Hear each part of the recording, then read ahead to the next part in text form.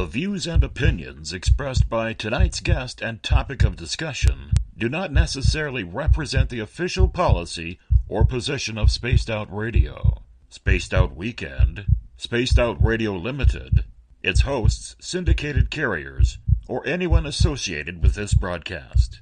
Any rebroadcast, reproduction, or other use of this broadcast or podcast without the express written consent of Spaced Out Radio or Spaced Out Radio Limited is strictly prohibited. Listener discretion is advised.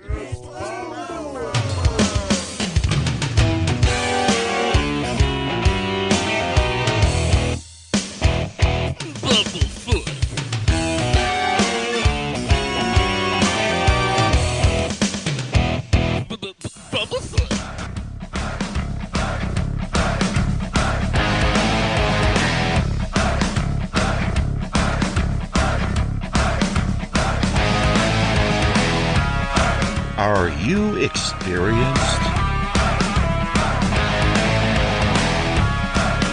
Stop right there!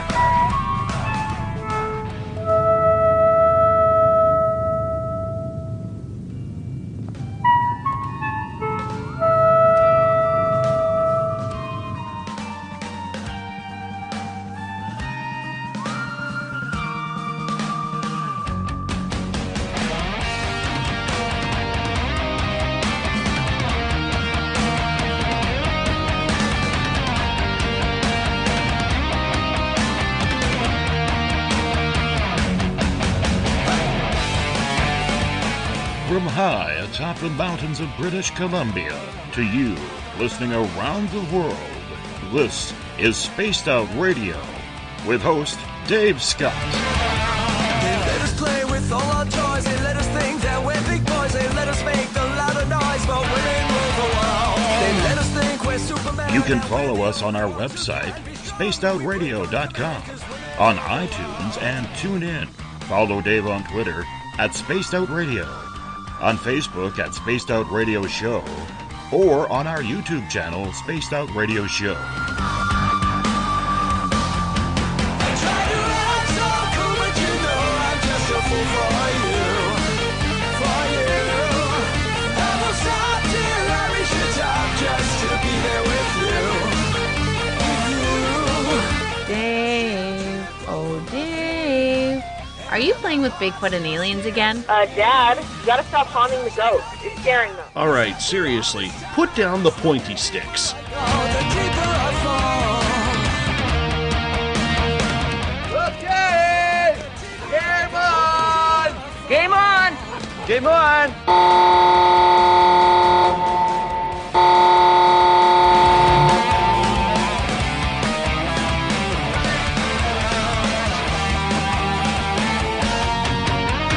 The password is... All right. Buckle up, space travelers. It's time to go for a ride on Spaced Out Radio. Mr. Bumblefoot, Dave is ready for liftoff. I try to act so cool, but you know I'm just a fool for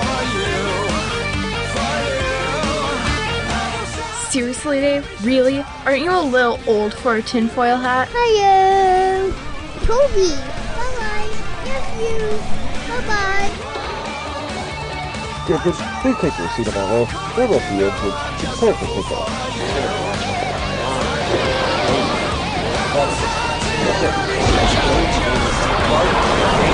Start.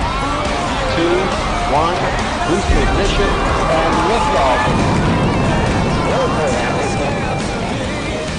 I'm such a lucky guy, 'cause after all this time, it's like the deeper I go, the deeper I fall. The deeper I go, the deeper I fall. Good evening and welcome to Spaced Out Radio tonight. I am your host, Dave Scott, and it's great to have you along for the ride on this Tuesday, November 28th, Wednesday, November 29th. If you're on the East Coast or across the pond, hope you had a great day and night. We are live right here at the Great White North on top of the mountains of central British Columbia as we are here for you 7 days a week. We welcome in everyone listening in on WQEE 99 Rock the Key down in Noonan, Georgia, home of The Walking Dead. We are live as well on the United Public Radio Network. Network, 107.7 FM in New Orleans and over 160 countries around the world. We are also live on spacedoutradio.com, Spreaker, KTLK, The Fringe.fm, Renegade Talk Radio out of Las Vegas, the High Plains Talk Radio Network. And if you're listening in on Revolution Radio, remember the Double R Machine is a donation station financed by you, the valued listener. Head on over to freedomslips.com and donate today. Like our music, get your horns up for Mr. Ron Bumblefoot THAL, formerly of Guns N' Roses, currently of Art of Anarchy and Sons of Apollo. Bumblefoot is the official sound of SOR. We're all over social media, so follow us on Twitter at Spaced Out Radio. Give our Facebook page a like, Spaced Out Radio Show. On Instagram, you can follow me at Dave Scott, SOR. Subscribe to our YouTube channel, Spaced Out Radio. You can listen to us on iHeartRadio in the United States, TalkStream Live. Tune us in on TuneIn, download and subscribe to our shows on iTunes. Our website is spacedoutradio.com. And if you head on over to patreon.com for as low as $1 a month, you can become a patron of SOR as well. Now, we have 2 chat rooms for you to take part in. If you want to get questions into our guests tonight, you can either sign in on Spreaker or join up with the SOR Space Travelers group on Facebook. Or if you're on Twitter, just use the hashtag SpacedOutRadio, and I will connect to you live there as well. Now, if you head to our website for $5 a month, you can become an SOR Space Traveler. And as of right now, shop at our Spaced Out Radio store. You can pick up some t-shirts, posters, stickers. We have the Encounter online with some great news stories of the strange, odd, and paranormal. My latest blog is up there as well. And if you've had an experience you can't explain, fill out an SOR Sightlines report. We also have great videos from Tim Doyle's UFO Seekers and Leslie Mitchell Clark's Contact TV. You know, as kids, I think we can all attest to playing the role of superhero after watching cartoons or reading our favorite comic books. Strength and power to stop even the most evil and corrupt villains. Sometimes it was with friends playing the role of the bad guy in a game of hide-and-go-seek. Whatever it was a lot of fun. But to many out there, they have taken the world of action figures to a whole new level. Author Nadia Fezzani has written about it in her book, Real Life Superheroes. The Canadian author was best known for her research and writing on serial killers, but the depressing nature of that topic led her to try and find something more kind and positive. Hence, Real Life Superheroes. So for the next 2 hours, Nadia and the Urban Avenger and Motormouth are going to join us to discuss the real-life adventures of real-life superheroes. Nadia, welcome to Spaced Out Radio for the first time. How are you? Hello? Is Nadia around there? I'm not sure. I don't hear her. I don't hear her. We got... Hi, I'm here. Okay, there you are. We're getting a lot of feedback right now from Motormouth. I'm going to need you to turn the sound down wherever's behind you, my friend. Sorry, it was reggae blasting in the hood. Sounds good. It sounds good. Nadia, how are you, my friend? I'm good. How are you? Good. How did you grow up to write this book? Is this a topic of real-life superheroes that always caught your attention? Or was it something along the lines of you wanted to do something different that really not a lot of people have attempted in writing about before? You are correct, actually. I wanted to do something different. I had spent years interviewing serial killers and studying the psychology behind the serial killers, so I needed something more positive. And when I heard about real-life superheroes, at first I didn't know if it was a serious thing or not, so I looked into it, and I found it very interesting that some people would actually patrol the streets at night to defend others and even risk their lives.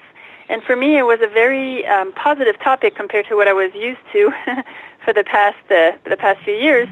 So I decided to look into it, to interview a few real-life superheroes, and then it ended up being an experience of over a couple of years and patrolling with them all over the United States and in Canada.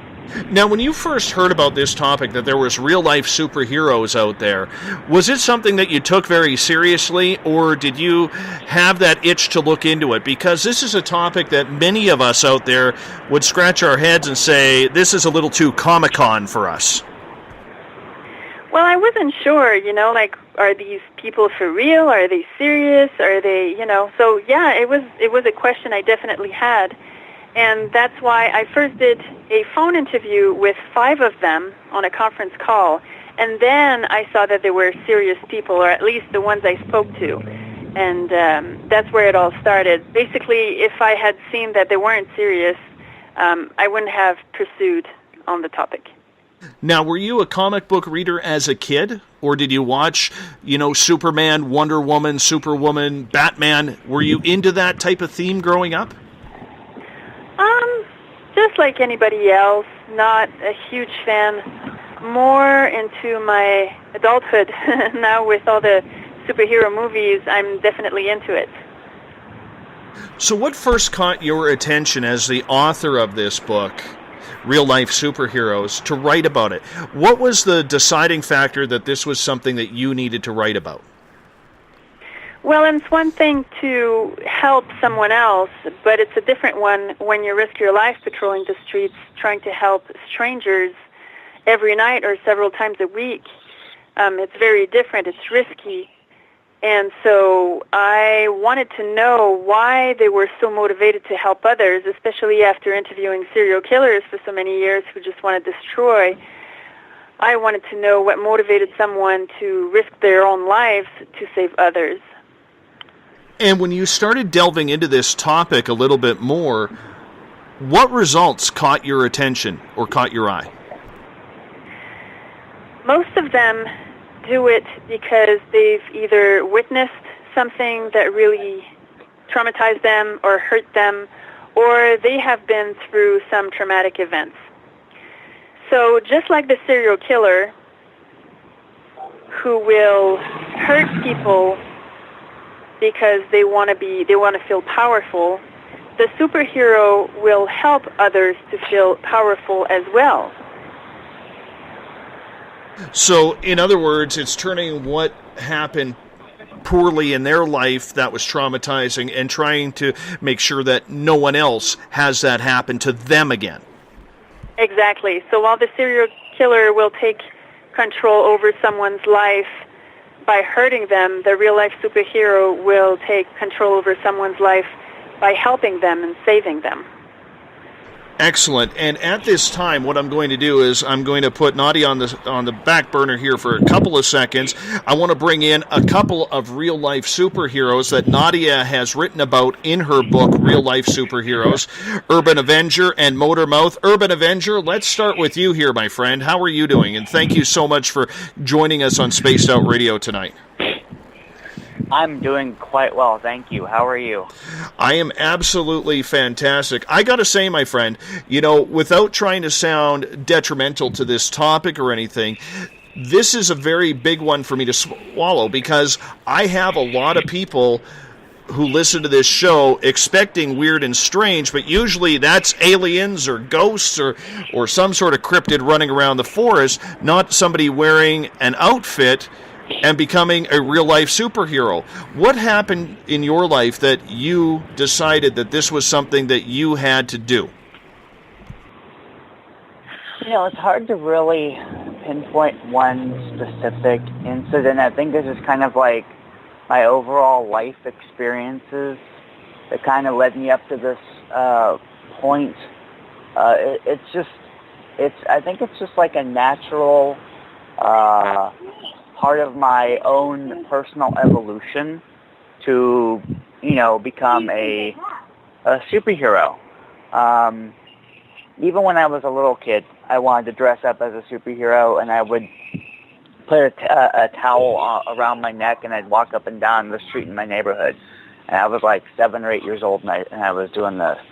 And just over the years, I had that desire in the back of my mind to want to help people and to want to stand up to people. I was bullied a lot growing up. People would pick on me and punch me and stuff like that. And the Ninja Turtles were a big inspiration. I started taking martial arts lessons at about 10 or 11 because of the Ninja Turtles, and the desire to want to be able to stand up for myself and stand up for others who couldn't do it themselves. So, eventually I saw Kick-Ass, and the character in the movie is like, why don't people dress up as superheroes and help other people? And I'm like, wow, yeah, why not? I had like an epiphany at that moment, and it was just, it changed my life. It really did. That one moment, I was in the movies, and my brain just exploded on the inside. All right. I've had things happen to me in the past before, sure, that, I think ultimately helped lead me up to this point. We bring in Motormouth down. It sounds like you're on patrol right now. Actually, no, I'm just off work in my civilian life. So explain to us who Motormouth is and how you came up with Motormouth. We'll do the second part first. How did I come up with it? When I was a kid growing up, my mom and dad had me in Boy Scouts. I worked for Habitat for Humanity as early as 10 years old, helping build houses. I apologize if I sound out of breath. These hills in San Francisco aren't that easy. But no, did a lot of Good Samaritan type stuff via my parents when I was a kid growing up.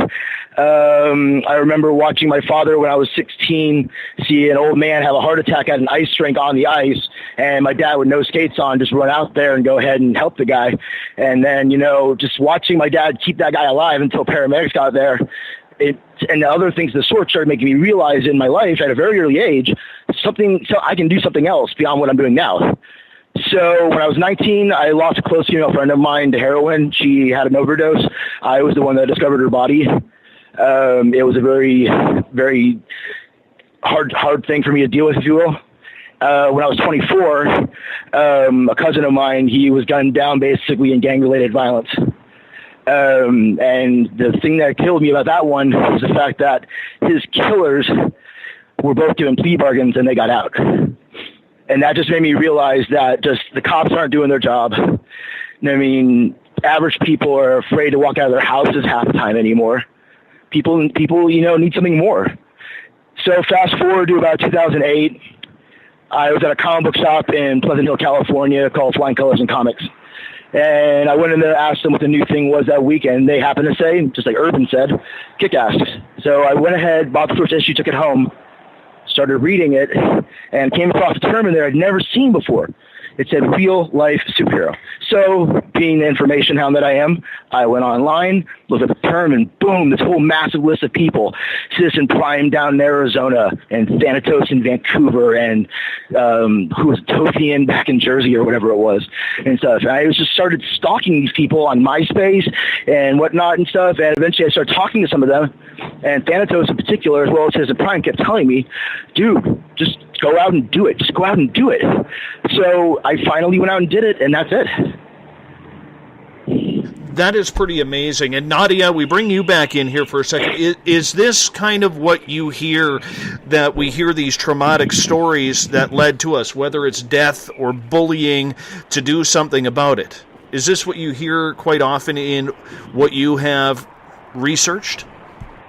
Yes, definitely bullying, sexual abuse, violence on the streets, definitely. So when you hear these stories, is it really hard to disseminate, Nadia, as a researcher and an author, on where you feel sorry for these people for having to go down this route and really respect them for the chances that they are taking to make sure other people are not experiencing or having to go through what they've gone through personally? I definitely believe that it's something very nice to do for them to, try to protect others. Of course, there's a lot of other things that can come into consideration with authorities, with experience, with many things. But the point is that they don't want people to suffer like they did or to witness what they witnessed. And so I think that's a brave thing to do, to patrol the streets and to try to save others. And I can very much understand that because, for everybody, I think we all have secrets in our closet that, have traumatized us and helped build us to who we are. Do you notice this, Nadia, more so in men than women? or is it about 50-50? Well, if we're going to talk about real-life superheroes, it's hard for me to say because there are women patrolling, but they're not as many as men. So when you're dealing with, say, a male figure who is a superhero compared to a female figure, are the stories quite different? No, they're not really different. How come? What makes them so similar? Their motivation and their experience. The reason why they patrol the streets or the reason why they do what they do is basically from the same motivation. Because they saw people suffering and they just want to save people basically from going through the same pain. Whether they are men or women, they basically have the same motivation. So with that motivation, is it so much about fighting crime that we see, say, in the cartoons, Superman or Batman or Spider-Man do, or is it more about helping people, Nadia? It's more about helping people. It's not necessarily about fighting crime. Some superheroes fight other causes. Some fight for animals. Some fight homelessness. But the ones I patrol with fight crime. So their motivation can be a little bit different. The people they want to help can be a little bit different. But they're really trying to do good around them. Now, are most of these actions, Nadia, taking place at night, or are they these superheroes whom you wrote real-life superheroes about doing this 24/7? Not 24/7 because most of them have jobs and they have a family as well. So some will be patrolling at night while others will be looking for animals during the day or helping the homeless people during the day. Or, so they all have different tasks. They all have different roles. And so depending on what they want to do, they will do it either during the daytime or at night. And again, some are parents, so they have to consider their children as well. Could you please define, you just mentioned they make and create their own roles. Could you define what you mean by that? Their own roles, meaning, as I was saying, some people will patrol the streets to defend innocent people while others will look for animals during the day. So they all have different motivations and they all have different tasks, basically, that they do. I want to bring in Motormouth here for a second. Motormouth, what time of the day do you like to patrol? How much time do you put into your superhero career? It varies. Obviously, we have real lives, real jobs, real relationships and whatnot. So, when I'm peaking, so to speak, and stuff, and I'm on a high and I'm doing really good for a while with people that I work with, usually I would say I would start a patrol, like, let's say in downtown San Francisco at, like, maybe 9 or 10 at night. And if we hit 11:30 when the subway trains here shut down and we decide we want to keep going, we'll go till sunrise. And how many days a week do you dedicate to this? Because that's a big commitment. It wildly varies. And mind you, going all the way to dawn and stuff, those are rare occasions. We usually do not do that. But when I'm on a streak, so to speak, and stuff, and I've got money in my pocket coming in from a decent job or whatnot in my civilian life, I don't know. I've had it to where there was a few weeks, a couple of years back and stuff, where I was patrolling up to 5 days in a week. And it was hard on me physically. But, usually average week, I would say 1 to 2 patrols a week, if not at least 1 to 2 every other week. And so basically on a minimalistic scale. Now, when you're patrolling, are you going out alone or are you with a team? Formerly with a team. A lot of individuals drop out and stuff. People that get interested in this, they usually lose interest very fast. So it's hard to keep numbers up, so to speak. I have a few mainstay folks that I've been working with for years, off and on. And I usually go out with them on the street, and we do our thing. You never go alone, though. Never go alone. It's all about the buddy system. You always have to have a backup. That way, if for some ungodly reason that you have some comic book scenario playing out, then, you go ahead and, one person goes and gets the cops while the other person stands and fights. I want to bring in the Urban Avenger now and ask you, how often are you doing this weekly? Well, like Motormouth said, you have your highs and your lows. I'm not sure how long he's been doing this, but I've been at this for about 7.5 years now. So, let's say at my peak, I was going out 5-6 days a week. My average over the years has been maybe 2 or 3 days during the week, usually on the weekends, maybe a Friday, Saturday, Sunday, or something like that. And I will start maybe at about 10 or 11 o'clock at night and go until about 3 or 4 o'clock in the morning, depending on how busy it is, depending on what I've got going on and the area I'm patrolling. Sometimes it's okay to cut out a little early, and sometimes you've got blood on your hands and you're filing police reports.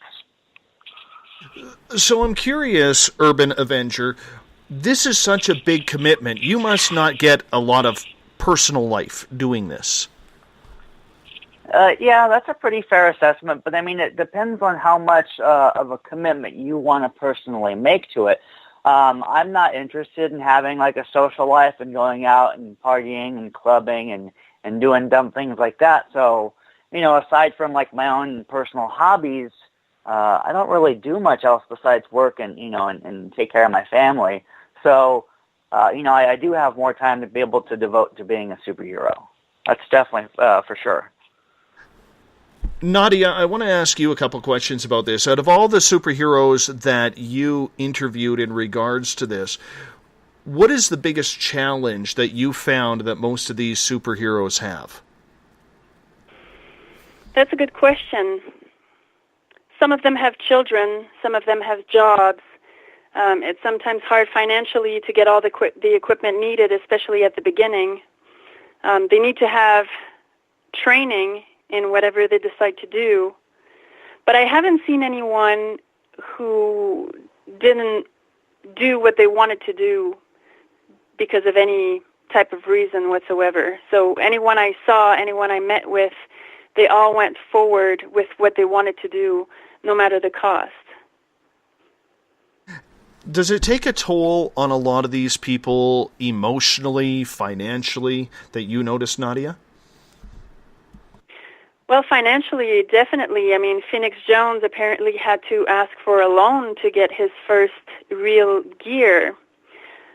Time-wise also, some of them patrol a lot, so it's time away from their family.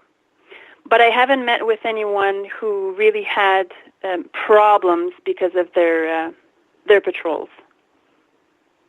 And for a lot of people, and I will ask Mr. Urban Avenger and Mr. Motormouth about this as well, but what was the response from family and friends? Because obviously keeping a secret like this is difficult at the best of times, but there are always people who find out. Nadia? I'm so sorry, my phone cut off. Oh, that's okay. That's okay. So what I was asking is, I'm going to ask Urban Avenger and Motormouth this here momentarily, but I'm curious, from your research in writing real-life superheroes, what was the reaction from a lot of these people, from family and friends, that they were doing this? They were very supportive. I've met with parents who were supportive financially, girlfriends who were very supportive. So far, anyone I've met were very supportive. I haven't seen anyone who was against their boyfriend or brothers or son doing what they're doing. Now, Urban Avenger, I want to ask you that same question. For the people and your loved ones that are around you, whether it's family or friends, what has the reaction been like from them on a personal level from you doing this? It's mostly been met with apprehension and opposition. My family was definitely not pleased to hear that I was going out and stopping muggers and people like that. And a lot of my friends, I don't want to say a lot because, frankly, a lot of people didn't know. But, the friends who did know, they thought it was silly and it was stupid and I would just get bored with it. So I've never had what you could say a strong local support group when it came to this. And how hard is that for you to do that? How do you put your own strength, Urban Avenger, into having that lack of support? It's kind of, I feel disrespected, honestly, because it'd be nice if people could trust me, that I know what I'm doing, that I'm not going to do something stupid, that I'm capable of handling myself. It's almost insulting, really, to think that I am going to go do something dumb, that I can't make a responsible choice out in the field, to not get myself killed, basically. And I want to bring in Motormouth here for a second on this same topic. How is the support from your family and friends, and how many of them actually know about what you do? Urban and I have talked. We're good friends in the community, each other, and we've talked many times about my situation. My situation is the polar opposite of his. Everybody pretty much in my life knows what I do. So my mom, my grandmother who passed away a couple of years ago, she died knowing what I do. My mom and my dad know. My dad is my personal Tony Stark. He's my personal shield, so to speak. He's the one that finances all my shit and stuff. My dad actually is the one who says, hey, should we buy these bulletproof steel plates right here and stuff to put in the back of the vest? That's my dad. So, my family supports my shit. My sister has gone on and bragged about it. My niece used my name to stand up to a bully at her elementary school, which is kind of cool. So I don't think the kid knew who I was, but I guess it worked. So, but yeah, everybody in my life knows. I've actually gone through breakups and relationships because of it. I recently stopped dating a woman because when I told her about it, she was like, oh my God, that's so crazy. And I'm like, no, this is my life's work and stuff. So you got to kind of take this with me and stuff. Otherwise I can't do this. So she couldn't do it. So I walked. And you know what? You have to be with someone who's going to support what you do, but what you guys are doing, and there's many of you out there, it's got to make having a relationship difficult. It can, but at the same time, though, when it does work, it's awesome. Urban met an ex-girlfriend of mine many years ago when we did the LA AIDS walk together. And she was fully supportive of it. My partner that I was with for almost 5 years after that, she was incredibly supportive. Sorry, there's a truck going by. I'm on City Street, so sorry. Anyways, my partner at that was incredibly supportive of me, bought me my current mask that I'm actually wearing these days right now. So it's very helpful to have a partner that clicks with you on some level. Like, they don't have to necessarily get it, but as long as they understand why you're doing it and stuff, and that they support that aspect of it. A lot of people nowadays, and this is for men and women alike, they want to be more just about themselves, and they don't want to be inclusive in their world. And people like us, like myself and Urban and others out there of our ilk, we basically, we do what we have to do, and so basically to try to make it a little bit better place instead of one block at a time. That's what we do. Nadia, I want to bring you back in here for a second because as Motormouth had just responded to everything, it can be difficult to have relationships with a partner, with family. Did you notice that there's a lot of people in this who are single because they don't want to drag someone into this? Or is this just another aspect, like some people play baseball or hockey, or go bowling for a hobby or play poker, and this is a hobby to a lot of people that is much the same? Well, I've noticed one superhero who says that it was a problem with his previous relationship. But then afterwards, he dated girls who only wanted to do the same thing he was doing, so they were patrolling together. Otherwise, I have met other superheroes who were married and in long-term relationships, and the other one knew what they were doing and they were okay with it. Because I could sit here and say, or looking at it from an outsider's perspective, that with the amount of time between having a daytime career, between, moonlighting as a superhero, that living those separate lives could be difficult in having some sort of loving, caring relationship. Absolutely. I would definitely imagine so. So that's why, of course, I'm not going to give names, but there is a person I went to see in their house, and they had children, and of course there were a couple, and the couple patrolled together with other people. And someone was always there, of course, to babysit the children. So far, that's what I've seen. I mean, they don't all have children, but so far I've seen a woman who was so supportive that her husband wasn't working. She was paying for him to be able to patrol. And, that's basically what I've seen, like very supportive people. I've also met with one superhero whose girlfriend wasn't patrolling, but she was very supportive. Now, when you sit here and you write this book and you get this type of personal information, Nadia, how in-depth are you going to try and figure out the character or the minds of what would constitute to a lot of people as, vigilantism on the streets? Well, to me, these are two different questions. First of all, being a vigilante is something different than real-life superheroes, or at least most of them do. So they try to do everything legally, and that's why they're called superheroes and not vigilantes.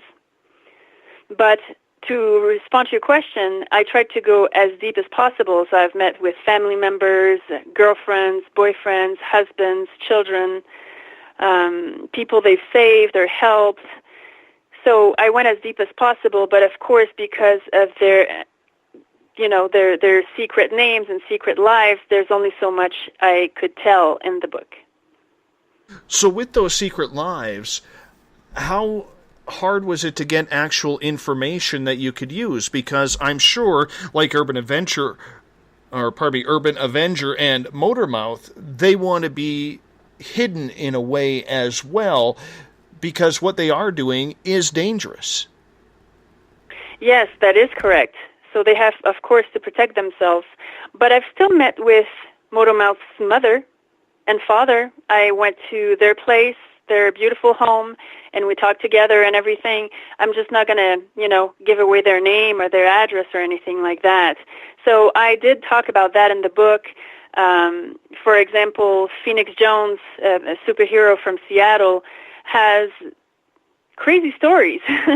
He tells us, stories that a lot of people wouldn't believe, I'm sure. So I did meet with his adoptive mother, who confirmed a lot of stories, and I've seen trophies, I've seen a lot of things that confirm the stories, and I did write that in the book. I just didn't give their names or location or things that could compromise their security. Motormouth, I want to bring you in here for a second, because a lot of people would say that what you are doing is being a vigilante in a costume. How do you respond to that? That's actually partially true. That is partially true. So the way I like to look at it is we are doing what's called legalized vigilantism. The difference between legalized vigilantism and illegal vigilantism, illegal vigilantism, which is the stereotypical vigilantism, is 120% taking the law into their own hands instead of ignoring whatever penal codes or whatever's out there, instead of doing whatever they feel that they need to do, say Marvel Comics Punisher style, if you will, so to speak. What we do on the flip side is we do the best of our ability to stay within the legal parameters of whatever city, state, or country we're operating at the time. And so that way, basically, if anything, first and foremost, we are extra eyes and ears for the police. Because there's a lot of shit that we see, at least for me here in the Bay Area. I know that I can't go after somebody to perform a citizen's arrest unless I see a felony happening in front of me. So if I see a misdemeanor and stuff, or something that's a petty crime happening, I can't do anything about it. But on the flip side, I can go ahead and always call the cops. So when you're out there on patrol, do the police know that you are out there? If you mean in the sense of like how a bounty hunter has to announce that they're going to be operating in a city before they start doing it, no. In a realistic sense, whenever I'm out with people, Urban knows this about me. If I see police go by, I'll tell everybody to make sure they wave and stuff. That way, it's your way of saying, hi, I know you're here. Now you know I'm here. So that way there's no, oh, hey, there's a bunch of dudes wearing masks with heavy armor on and stuff. Maybe they're going to go try to rob that bank or something and stuff, or do something of the sort. So I'm going to cut you off right there because you bring up a couple of interesting points. What is the police reaction to what you do? It varies from city to city, and it also varies even then from officer to officer. I've had minor altercations with police verbally and stuff on multiple occasions and stuff. I've had drunk police officers here in San Francisco for the SFPD, right next to the Stinking Rose. I forget the name of the bar, but there was like 6 of them, and they were giving us crap and stuff, asking us where the Star Wars convention was and a bunch of other stupid shit. And I went ahead, ran my mouth as I always do, and I ended up saying, we're out here doing your job. And stuff, and They started barking back at us, and we went ahead and we kept walking. Our guy who was in the tail end and stuff, it was his first night out. The cops went ahead and called him over. He was afraid, so he went over and talked to them for a while. He got so spooked and stuff, he demanded the remainder of the patrol that we take him back to his vehicle. How many in your crew run with you? These days, just 3. I've only got 3 these days, but at my peak, I had 16. And stuff, and I was captaining over that group. We were spread at our peak. We were spread throughout the entire Bay Area. We had people even in the suburbs, which was really nice. But times are hard. People, move on with things. People have kids. People change jobs. People move. But it's nice to have a steady stable of people that you can depend on. Some of the people that I have now in my circuit are new. 2 of them in particular. One of the other ones and stuff, he is my longtime right-hand man, Mutinous Angel. We've been working together for years now and stuff. He was the first real-life superhero I ever worked with, and same for myself to him. And we've been partners ever since in a very, Luke Cage Iron Fist kind of way, if you will. So how important is it to have that Batman and Robin type of partnership where there's respect and, I guess more importantly, trust that you have each other's back? Well, first off, I don't think of it as a Batman and Robin perspective. I think of it more as a Superman-Batman perspective because there is no sidekicks. Everybody's an equal, men and women alike, all genders, all types, all backgrounds, doesn't matter. Everybody's equal out there and stuff. But once you put on a mask and stuff, basically and stuff, you're all the same. It doesn't matter. But going away from that, sorry, real talk. I've had a lot of concussions over the years, so I have really bad memory issues. So if you could go ahead and tell me right now into basically what the question was again. Just in regards to having that trust of your partners. Yeah, you have to have that trust and so basically to where someone's going to take your back. It's almost kind of like a band of brothers of sorts to where people are almost like family. I try to treat my team like family personally. In the past, we've had barbecues. We've gone to the movies together. We've done things outside of patrolling, not just going on the street and looking for things to get into. I'm going to bring in Urban Avenger here for a second. Now, Urban, almost the same type of questions in regards to the vigilante aspect of everything. Do you feel yourself that you're a vigilante, or do you consider yourself more superhero? I really do not like the term vigilante. I mean, I understand sometimes it's an appropriate descriptor, but there are some people who are almost even proud to be that kind of thing. And like Motormouth said earlier, you try and stay within the confines of the law. It is a good idea to look up your local laws and find out, how things are regarding self-defense, citizens' arrest, mask laws. In some parts of the country, you cannot wear a mask, and in California, a mask is an automatic felony enhancement if you happen to commit a crime, say like a robbery or an assault, which obviously we're not going to do a robbery, but some sort of self-defense action could be construed as assault, and if you're wearing a mask, well, man, it just made everything so much worse. So I definitely try and stay within the confines of the law and obey the law as much as I can, and sometimes it can't be helped. So you're in, I believe, San Diego, correct? Correct. What is the reaction from police in San Diego to what you are doing? Do they laugh at you? Are they kind of saying, you know, that's original and thanks for the help? What reaction are you getting? Well, it's been a long and winding road, to say the least. In the very beginning, it was really rough. We had been detained, put in cuffs, had our masks taken off, had guns pointed at us, been surrounded by police, so to speak. One procedure that we had wound up adopting eventually that I came up with was calling in the non-emergency line and letting them know that we were going to be in the area and what we were up to and give a description of our outfits. And this actually proved really beneficial one night on patrol when I happened to be out by myself, which I do not recommend, like Muttermouth said earlier. I got a call on my phone from the police asking if I was in a particular part of town, and I said yes, and they said that they had received a call about a suspicious individual matching my description, and that they weren't going to bother sending an officer out there to investigate because I had confirmed the phone call, basically. So eventually it did get to the point where the police respected us. We met with them during pre-patrol meetings in certain districts. They would wave to us. We would wave back to them. They knew me by name. They would announce my name over their PA system when they would drive by. That happened a couple times, which is really amazing, by the way. And now it's to the point where they just kind of leave us alone and let us do our thing. Have you been harassed recently, or do you think they're actually used to you doing what you do now, that they kind of leave you alone?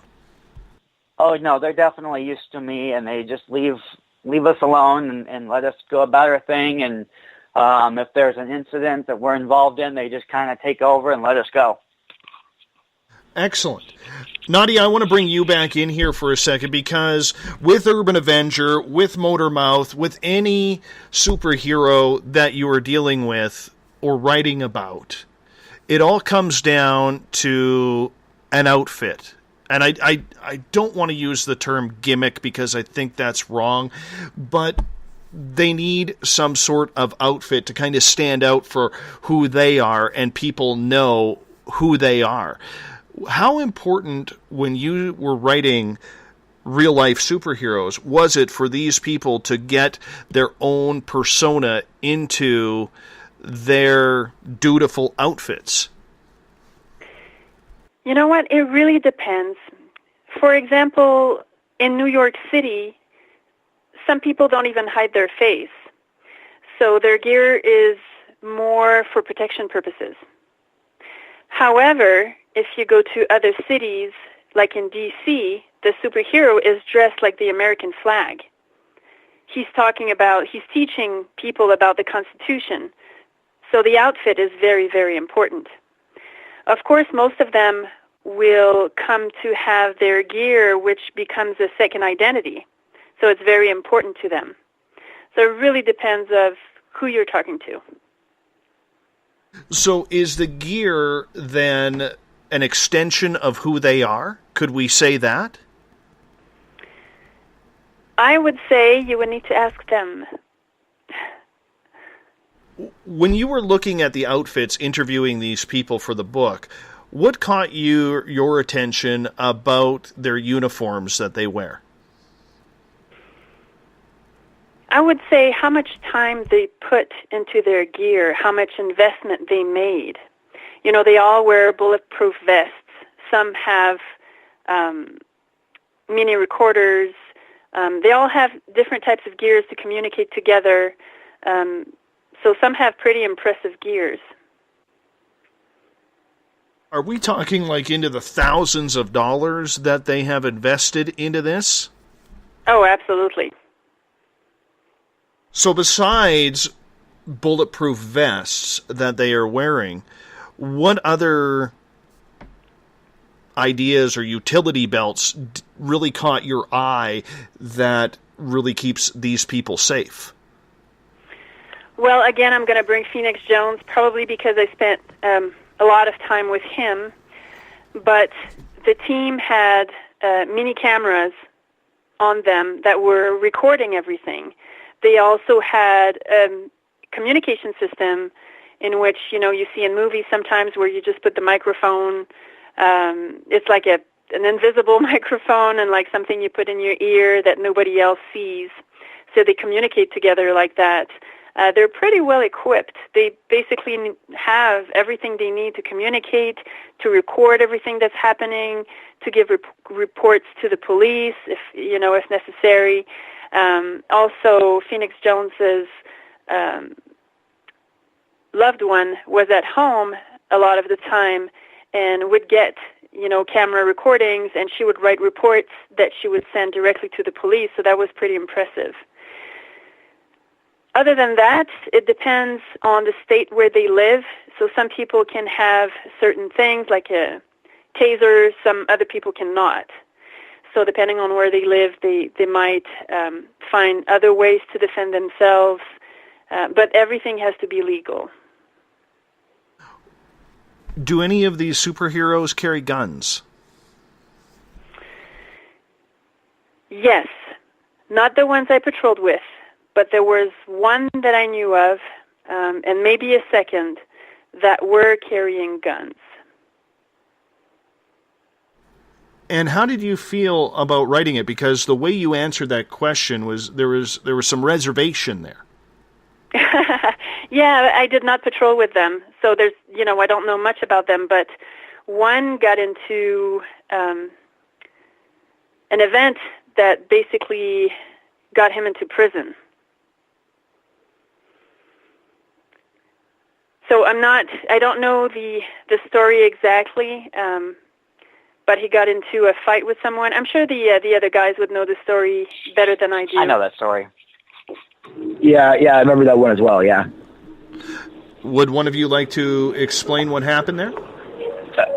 May I? I can say... yeah, go ahead. Oh, okay, yeah. So these guys were up in Michigan, and one of them carried around a shotgun with him, and they were out on patrol once, I guess, near some kind of trailer home or motorhome park, something like that, and one of them approached a guy who was being really loud with his motorcycle late at night, revving it and just being really obnoxious. And I'm not 100% sure on the details, but basically what happened was he brought out the shotgun because, pulling a gun on someone is a perfectly acceptable way to deal with a noise complaint, which that's sarcasm, by the way. And there was a scuffle and a struggle, and the gun wound up going off and being fired into someone's motorhome. And thank God no one was hurt.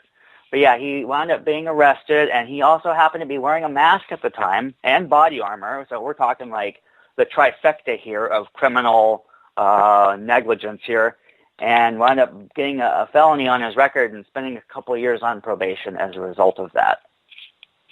Oh, goodness. So, how do you keep this from going to your head then, Urban Avenger?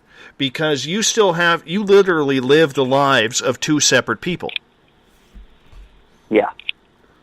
I'm not exactly sure what you mean by it going to my head. Maybe in terms of ego? In terms of ego, yes.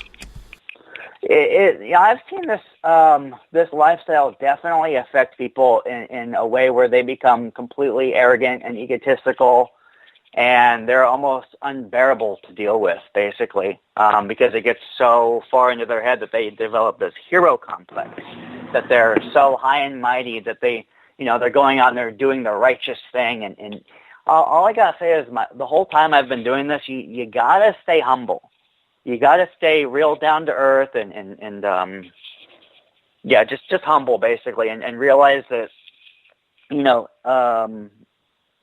you're doing this because you want to. You're not doing this because you have to or because someone asked you to. So all I can really say is just keep a level head and just realize that, any day now that this could end for whatever reason. Excellent. And we only have about a minute and a half left here, but Motormouth, I'd like you to end the segment in regards to that. How do you stay humble? How do you make sure that your ego doesn't take over? I can barely hear you, by the way, just so you know.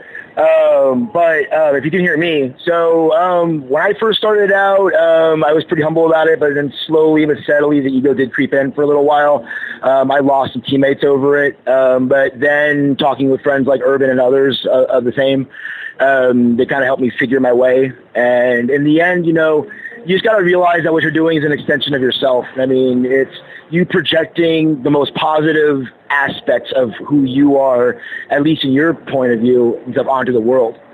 And just thinking about the fact that you're going out and actually helping people and you're doing all this and stuff, you don't get a big head about it in the long run. You really don't. Because at the end of the day, you're just doing the right thing. Is it something you see doing as long-term? Oh, hell yeah. Totally. Notice how I jumped to that answer, too. Yeah, I plan on doing the whole Batman Beyond friggin' like old man Bruce Wayne kind of bit. I want to pass my mantle on at some point to somebody. I really want to, because I know I'm not going to physically be able to do this forever. Mm-hmm. Well, you know what? It is a tough job. How about you, Urban Avenger? Do you see this as a lifelong run here? Yeah, like Motormouth said, I'd like to do this for as long as I am physically capable of doing this. I'm going on almost 8 years now. I'd like to maybe do it for another 8 years if that's possible. I'm in my 30s, so I think I've got my health ahead of me, and maybe eventually I could pass it on. I don't know who. I mean, that would take a lot of trust to be able to, pass cancel my persona to someone else and have them take over. All right, guys, I'm going to get you to hold on. We are joined on Spaced Out Radio tonight by Nadia Fezzani, Urban Avenger, and Motormouth.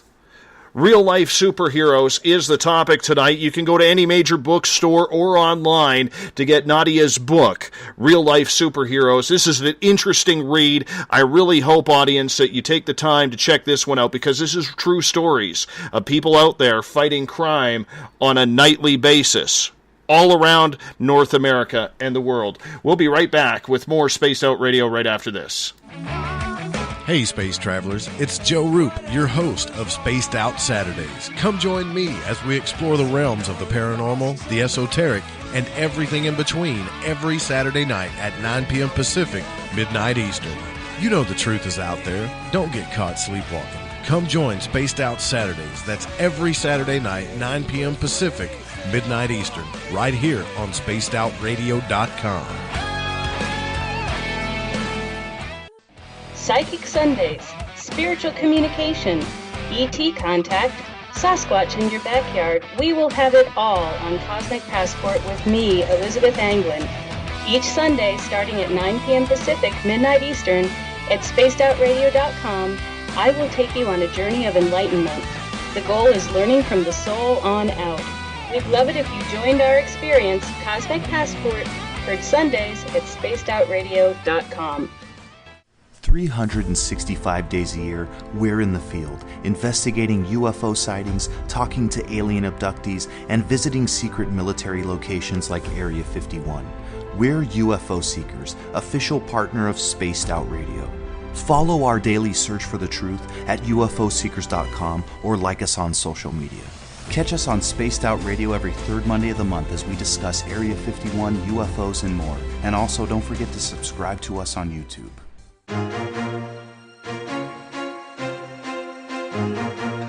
From coast to coast to coast, Blacklight Uncharted is taking on the paranormal across Canada. From ghostly hauntings to the UFOs flying above in conjunction with MUFON Canada, they're closely investigating what's going on in the northern skies and checking out the apparitions that walk among us. Check out our videos right here at SpacedOutRadio.com. We want to know your thoughts, we want to hear your experiences, and we want you to share your stories. The answers are out there, and we intend to find them. Would you like to become one of our space travelers? All you have to do is click on the Space Travelers icon at SpacedOutRadio.com. For only $5 a month, you can get access to some great prizes, as well as private monthly shows, newsletters, and a members-only section on our website. Become a space traveler today. It's paranormal news at its finest. Welcome to The Encounter. At SpacedOutRadio.com, The Encounter online is SOR's trusted news source for everything weird and strange going on around the world. This is news editor Eric Markham. Our team of journalists are scouring the planet for those strange stories that rarely make the mainstream. No fear-mongering or fake news here. Head over to SpacedOutRadio.com and encounter The Encounter. Want to learn more about aliens, cover-ups, conspiracies, cryptids, and the paranormal? All you have to do is tune in S4 as we take over the Spaced Out Radio night, starting at midnight Pacific, 3 a.m. Eastern, each and every Saturday night, right after Spaced Out Saturdays. Hi there, this is Eric Cooper from Forest Moon Paranormal. Join me, Corey Ruiz, and friends as we discuss the hot topics of the night. It's fun, entertaining, and as dark as the night. Find us at spacedoutradio.com.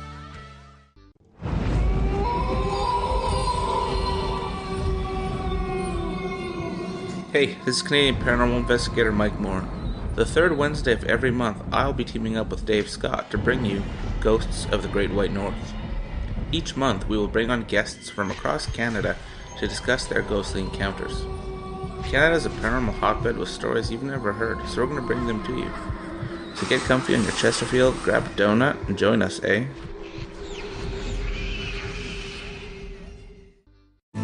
Are you an experiencer? Have you had run-ins with strange creatures you can't explain?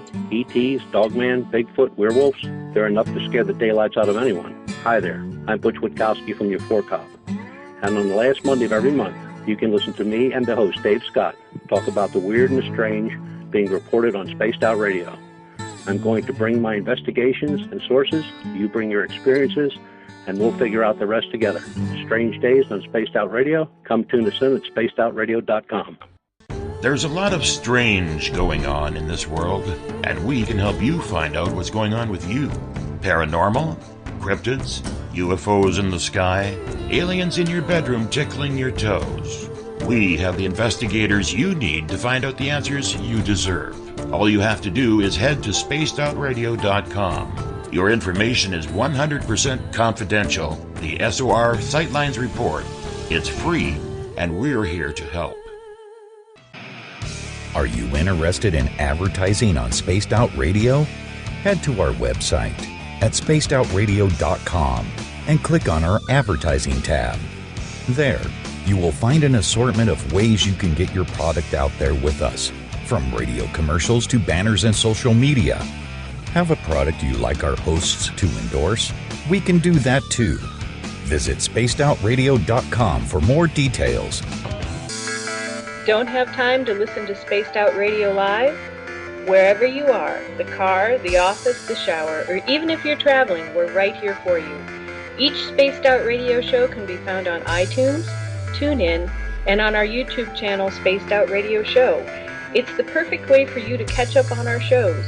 For more information, just head over to our website, spacedoutradio.com, and tune in to us today. Do you want to know what's really going on in your world? Do you have questions about who you can trust in the mainstream media? Then look no further than the Rebel Planet. Come get the straight answers right here at spacedoutradio.com. Join me, Jamie Sexton, creator of Rebel Planet News, as I fill you in on the stories behind the stories. All you truth seekers, be sure to tune in to Rebel Planet on spacedoutradio.com the third Thursday of every month.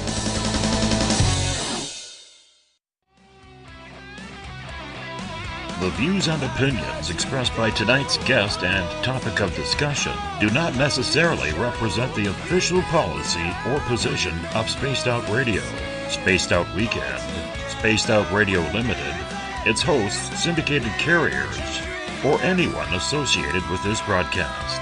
Would you like to connect with us? Head to spacedoutradio.com for all your latest show info. And hit us up on Twitter using the hashtag SpacedOutRadio. Now, back to Dave Scott and SOR. Welcome back to the second hour of Spaced Out Radio tonight. I am your host, Dave Scott. Great to have you with us.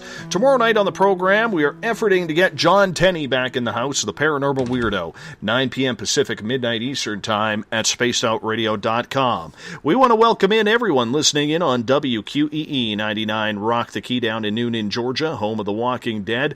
We are live as well on the United Public Radio Network, 107.7 FM in New Orleans, in over 160 countries around the world. Great to have you with us as well. We are also live on thefringe.fm, Renegade Talk Radio out of Las Vegas. And if you're listening in on Revolution Radio, remember the Double R Machine is a donation station financed by you, the valued listener. Head on over to freedomslips.com and donate today.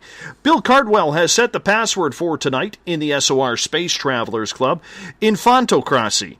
Infantocracy is your password. Make sure you use it wisely, Space Travelers, as Bill sets a password each and every night right here on the mighty SOR. Now, if you want to follow us on social media, you could do so on Twitter, @SpacedOutRadio. Use the hashtag SpacedOutRadio if you want to connect live with us during the show as well. Give our Facebook page a like, Spaced Out Radio Show. You can follow us on Instagram, Dave Scott, SOR. We are also on iHeartRadio in the United States, TalkStream Live. Tune us in on TuneIn, download and subscribe to our shows on iTunes. Our brand new YouTube channel is Spaced Out Radio, no longer Spaced Out Radio Show. Unsubscribe from the old one, subscribe over to the new one. We would really appreciate it. And our website is spacedoutradio.com, where we have a plethora of features for you, including joining the SOR Space Travelers Club for $5 a month. You can also shop at our Spaced Out Radio store. Rock out to some Bumblefoot, read The Encounter online, or watch some great videos from UFO Seekers and Contact TV and so much more. Everything at spacedoutradio.com. Tonight we are talking real-life superheroes. Author Nadia Fezzani is with us, along with two of the superheroes whom she interviewed for this book, Urban Avenger out of San Diego, California, and Motormouth out of San Francisco, California. Nadia, welcome back. Nadia, it's really good to have you here. And one of the things that I'm very interested in is the equipment and the training that these fine men and women who are doing this are using. Were you surprised at how well trained many, if not all, of these real-life superheroes were? I was impressed by how much training the real-life superheroes I patrolled with had. What I'm saying is that there are approximately 300 real-life superheroes in the United States, and we estimate that there's about 600 real-life superheroes all over the world. So I can't say for sure that they're all trained. However, the one I patrolled with were really well trained. And yes, I was very surprised, impressed, and I also trained with them. And it was a really great experience. Oh, I got to know about this training that you took part in, because that sounds difficult, to say the least. It actually was difficult. So it was in San Diego. I trained with the guys at night. And the next day I had a bunch of bruises all over, which is totally fine. I used to practice, well, I still practice Krav Maga, but I used to practice full contact karate too, Kenpo. So I'm okay with that. But the funny part, which is not really funny, but the strange thing, I should say, is that they showed me what to do in case of a shooting. How to get on the floor within a fraction of a second, what to do, how to protect myself, etc., etc. And 2 days later, I went to Seattle. It was New Year's Eve, and we got in the middle of a shooting. What are the odds? And I did exactly what I was trained to do. I got on the street, basically, and then I got behind a car, protected myself, and then I started to look around and see what was happening. But anyway, all that to say that training was very, very useful. Are most superheroes that you found out trained in some sort of martial art? Yes, definitely. So there's an MMA fighter in the real-life superhero community, but they all have different types of training in martial arts. However, some of them are not fighters. For example, I had met with a student who wanted to become a paramedic, and so he was there to provide first aid. He was not a fighter. So they do have different responsibilities in a group. Interesting. I would have never thought that they would bring their own first aid team around in order to do that. Now, you have a couple of funny police stories that you wanted to share that you learned through your book, Real Life Superheroes. Yes, I do. So, as the superheroes have told you, it was harder at the beginning. But then at some point, in many cities, police officers got familiar with them and, got even friendly with some of them. So when I was in Salt Lake City patrolling with the superheroes, 2 police officers stopped us. And I say us because I was wearing a gear as well. But of course I was not a real-life superhero. Anyway, so they stopped us and they said, "Hey guys, can we take a picture with you?" So they said, "Of course." So I took the camera, took the shot. And then we asked them if we could get a copy of the picture. And they said, sure, no problem. And they gave me their business cards. And so the next day when I contacted them, they said, "I'm sorry, we can't." So they were told that they could not give us the picture, which is fine. But they still really much enjoyed taking a picture with the real-life superheroes. Now, the second story was with Phoenix Jones in Seattle. We went into a building to meet with a director of the Seattle Police Department. I can't remember exactly what type of director it was, but we went there. He was waiting for Phoenix Jones. I was there with my gear on as well. And people were asking Phoenix Jones to take pictures with him, whether they were police officers or not. And then one guy started laughing when he saw Phoenix Jones, and he said, hey, come here, follow me. And so we followed him, and we got into an office. Someone was sitting at the desk, and then he was surprised to see Phoenix Jones. And then when we looked at the bookshelf, there was a picture of Phoenix Jones's team. And one of the teammates had his face cut off, and instead it was the picture of the guy who was sitting at that desk. So they're having fun with it. They're accepting of it. Yes. Enough for someone who works for the police department to put his picture with the Phoenix Jones's team. So that was pretty funny. Now, I do have to ask, because a couple of times you mentioned that you put on gear to go out on patrol. What was that like for you? Describe your outfit. My outfit was very boring. It was all black. I had a bulletproof vest. I had a red mask to cover my eyes and just red fabric to cover my mouth. So what happened is that Phoenix Jones said, if you're going to patrol with us, I want you to feel the way we feel. You know, in the sense that as a journalist following them, if they get attacked, I'm probably not going to be attacked, right? Because people can see that I'm a different person. So he said, if you wear a gear just like we do, you're going to be treated the way we are being treated. And I said, hey, I'm cool with that.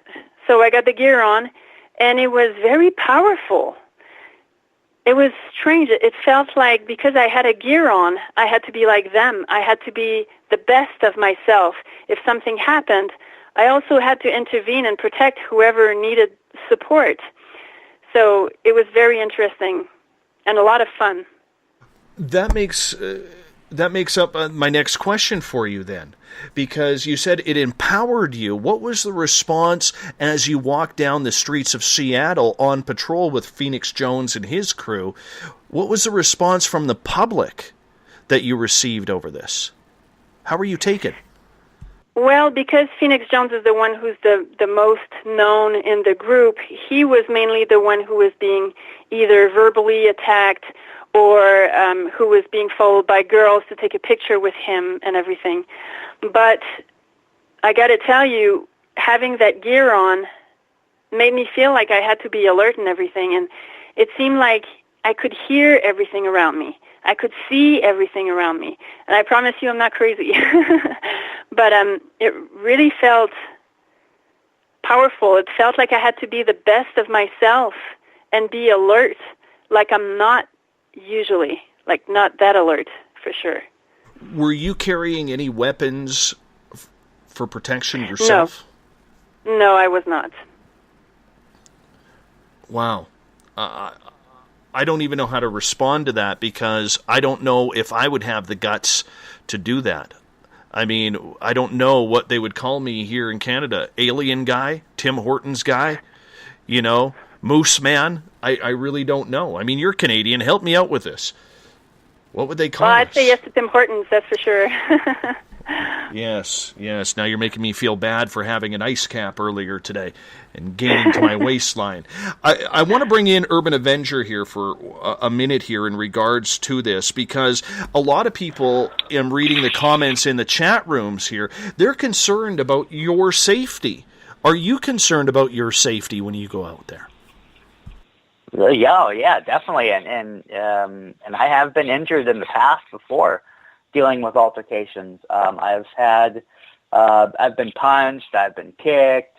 Thankfully, I've never been stabbed or shot, but I do have the appropriate body armor just in case. But safety is definitely a concern. Body armor helps. Armor helps. Not just, like a level 3 ballistic vest or anything like that, but elbow pads, knee pads. I've been pushed, and I've had to grab a hold of people and fallen, and if it wasn't for like my elbow and knee pads, I probably would have broke my arm or something. But yeah, there's definitely a personal risk when you go out there. Describe your outfit for people. Now, we do have pictures of you gentlemen, both at hashtag Spaced Out Radio on Twitter, as well as in our SOR Space Travelers group on Facebook.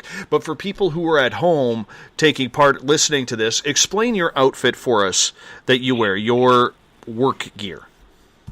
Well, it has changed over the years, so I don't know exactly which picture you have of me. But currently, I wear a type of red and black motorcycle armor with an Avon S10 British gas mask, and it's got, instead of the actual polycarbonate lenses, it's got these big green mesh lenses that make me look kind of like a bug or an alien. And I also wear a red hoodie, and that's the red hoodie and the green eyes have been pretty consistent for my outfit since the very beginning. So that's currently what I'm wearing. How did you decide on what to gear up in? Well, honestly, it's hard to explain. Like, there's no rhyme or reason behind it. I just kind of, I see things as I'm going about my day, whether I'm shopping or I'm, trying to find a cool mask to wear. If I'm shopping on the internet, and it has to strike me, but it has to also be functional. It can't interfere with my breathing or my visibility, and it also should provide some kind of protection. So what kind of weaponry do you carry? Now, I notice in the photo that I'm looking at right now, you're kind of kneeling down between a ground-level street light, and it looks really badass, I'm not going to lie. Oh, I love that picture. I notice you have your cell phone on your left wrist, and I'm curious, what kind of weaponry are you protecting yourself with? I typically carry some kind of stun gun, pepper spray. At one point I was carrying caltrops, which are like these little ninja things that you throw down on the ground and people step on them, and they're razor sharp, and they're meant to kind of deter people from chasing after you. I'm also a huge fan of really overpowered flashlights. I currently carry a 8500 lumen HID high-powered flashlight. It's a little bigger than, say, a 4 D-cell mag light. It's about 2 feet long, and it can light up the sky. I can hit the top of a 30-story skyscraper with it. And I love having a high-powered flashlight because it's very good for disorienting people and temporarily blinding them and lighting up dark alleyways and corners and things like that where, you could potentially be ambushed. And they also make, in an absolute extreme emergency, a great self-defense tool as a bludgeoning weapon, because you can swing it around and it's got weight to it, and it's sturdy aircraft aluminum, and you can really hurt somebody with it if you want to. And I also like air horns as well, because let's face it, being pepper sprayed and being tased sucks. I've done it to myself. It's not something you ever want to have to do to somebody unless it's like a life or death emergency. So air horns are a great way to disorient people and to make them really, put their hands over their ears so they can maybe stop attacking you. So I like to carry really loud air horns as well. What are you patrolling for? Like you mentioned that you're going through alleyways and main streets. What are you looking for? I'm looking for people who are out there to victimize people who may not be completely self-aware.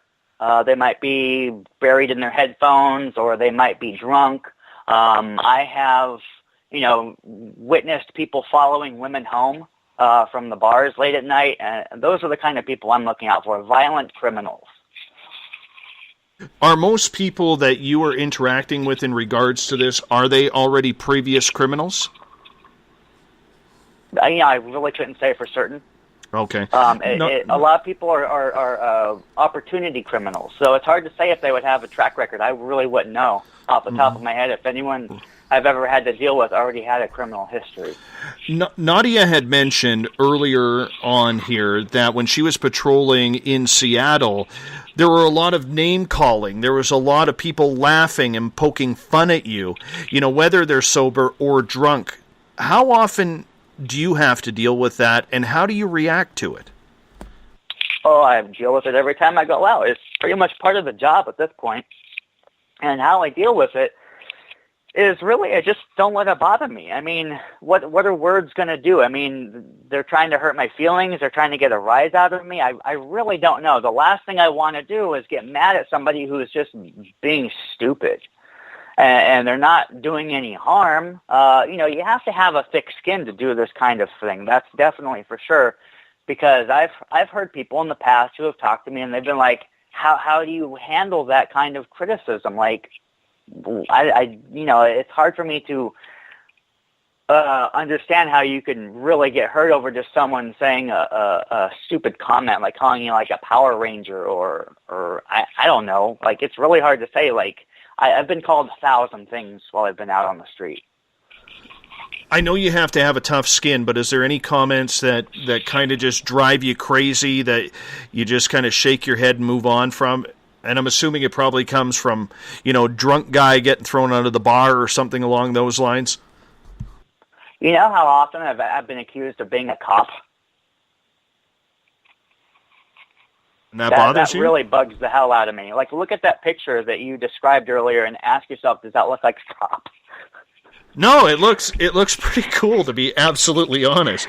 I never thought that being called a police officer would be insulting to you, though. It's not that it's insulting. It's like, where do you possibly get that from? Like, I've been called Power Ranger. I've been called Deadpool, Iron Man. I've been called all kinds of weird superhero names, and that's cool, because at least people get the idea of what I'm trying to, portray here. But I've been asked if I was a cop a lot of times, and it really blows my mind how somebody can come to that kind of conclusion. All right, I want you to stay on here for a second, but I'm going to bring Motormouth in as well, because Rachel has a question in the chat room for us, and she is asking, what would happen if Urban Avenger crossed paths with Motormouth? Does it now become a superhero turf war type of thing, if you don't know that one is patrolling the same area? No, it doesn't become a turf war kind of thing. If anything, it becomes more like a Saturday morning team-up kind of thing. Definitely. Do you guys happen to know what somebody crosses into your turf that's also a superhero? We've actually worked, him and I have actually worked together on multiple occasions, actually. So you travel to each other's cities. Like a random occurrence? Yeah, like a random occurrence. Let's say, somebody else comes into your territory and starts patrolling your territory. Well, first off, number one, it's not like the movie The Warriors where everything's carved up and people got their names stamped down on corners. It's nothing like that. It's just the fact that, everybody knows, like for me, if I'm going to another city, I usually try to let somebody know in advance, saying like, hey, I'm coming up here for whatever, blah, blah, blah reason. I'm going to be operating in your area. If you want to team up, we can. If you don't have the time and stuff, just to let you know I'm out here. And so if I need your backup, I'll call you. All right. I've encountered other people before. I wouldn't necessarily call them superheroes, but I ran across Batman once. There was a guy dressed as Batman, and I've had a few Wolverines. Yeah, so you just start talking to them, and maybe you'll either hang out for a little while, or maybe you trade information, and who knows. But I can't say I've ever really met a random superhero I wasn't already aware of. Excellent. Yeah, ditto. Motormouth, I want to talk to you for just a couple of seconds here. Do you keep portfolios on the people whom you encounter? I have started to on a couple of occasions, but then I dropped it really fast because I realized the amount of time invested going into that. There's a lot of people that walk into doing this that think like you're automatically going to be, like Batman and Robin going down to the docks and busting up, friggin' human trafficking or drug shipments or whatever the hell.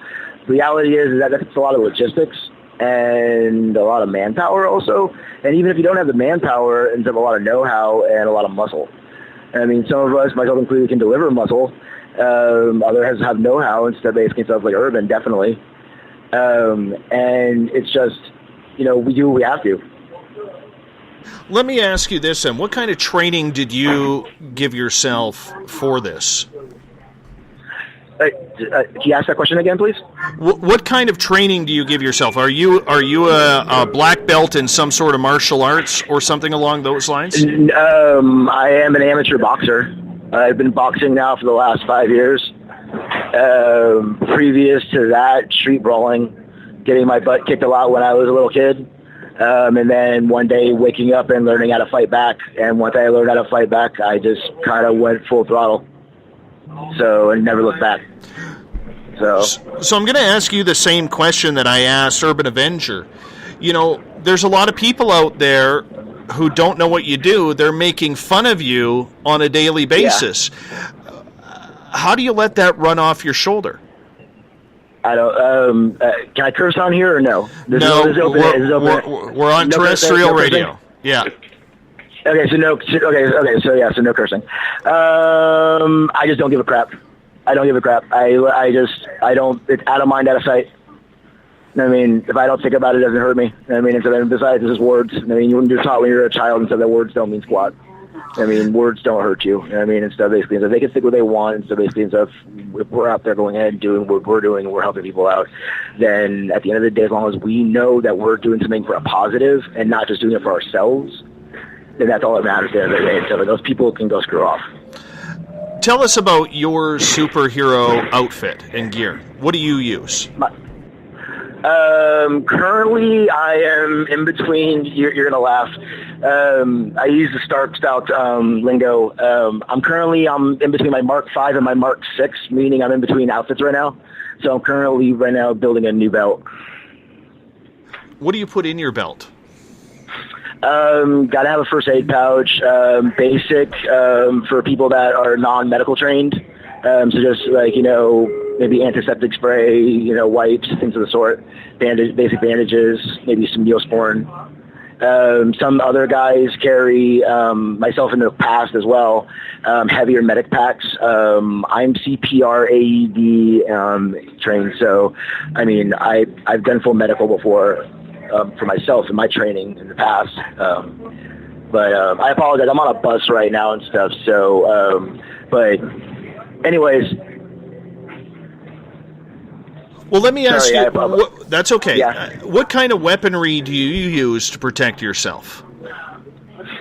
Myself? I formerly used to use blast knuckles, which are basically rubberized brass knuckles that have diodes at the top and stuff where the shocker comes out. And those were a little over 1 million volts when I used to use those. I had those confiscated by the Oakland Police Department during the Oscar Grant riots. Never got those back. And now they're actually illegal to have in California. I currently use double trouble stun guns, which has 2 different exterior points of contact. So that way you can go ahead and make sure you're going to get your target no matter what, instead of it's hand-to-hand. I also use different various forms of OC Chem spray, a.k.a. pepper spray, multiple handcuffs, if I'm out of state, retractable baton, so this sort. Now, if you're counting at home, pepper spray is about 5.6 million Scoville units. That's one thing I learned because I'm a hot sauce kind of guy. So I don't recommend using it. Don't eat it. It's bad. Pepper gel is actually better to use. It's hard to come by here in California, but pepper gel works much better. Wow. Thank you. Nadia, I want to bring you back in here for a second because both gentlemen mentioned that, there is a lot of harassment that goes in on the streets. When you've talked to superheroes in regards to the harassment that they take from the public, does it just come with the territory that they all have that ability to just let it slide off their shoulders, or are there ones that take that very personally? Unfortunately, it seems like all of them have to go through the same type of events. But it seems also, like Urban Avenger said, that they do deal with it their own way. And as he said also, they do have to be able to get it past them in the sense that it might not stop, it might never stop.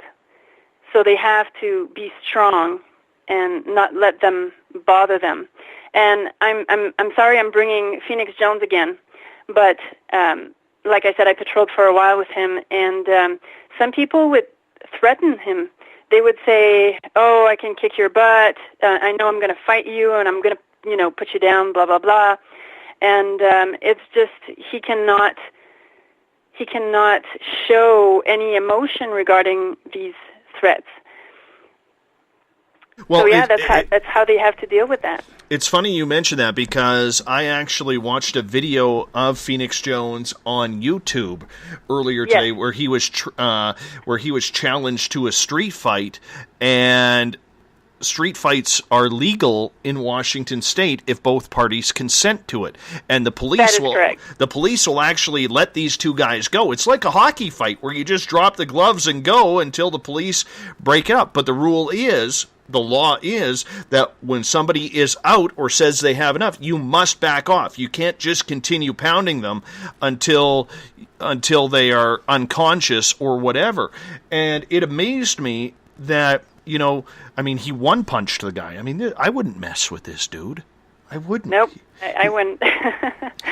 But yeah, so that's one of the time where he decided to try to challenge the guy, and like you said, it's legal if the other person says, yes, I want to do it, I want to fight you. And he's the MMA fighter, so personally I wouldn't have even tried, but, you saw what happened. No, I can very much see that. Were you there at that time, or is this a nightly occurrence for him? I was not there at that time. I don't believe it's a nightly occurrence or anything like that, but I know that sometimes he gets tired of people challenging him like that. However, this is a very rare situation. So how do these guys, and I'm sure you tried to get inside their minds a little bit, how do these guys and girls develop that mental fortitude and strength to not take this job home from the personal insults and bullying that they receive from the public who don't understand what they're doing? Never mind, the police or the law system. That's a lot of pressure on people to do something that they love and only to help, but to continually be criticized for. Yes, it's a lot to take. However, I often compare them to police officers or firefighters in the sense that whatever they see at work, whatever frustration they go through, they have to deal with it at work, or in this case, on the streets. What I'm saying is, when you work in when you have a dangerous job, you have to get through that. I was photographer for firefighters in Ontario, and I've seen things, but it's part of the job. You have to be able to cope with what you see, cope with what's happening, just like a firefighter or a police officer. At any point, do these ladies and gentlemen just break down? That's a good question. I haven't seen them breaking down, but again, I'm a journalist, so it might be different when I'm around. So I don't know.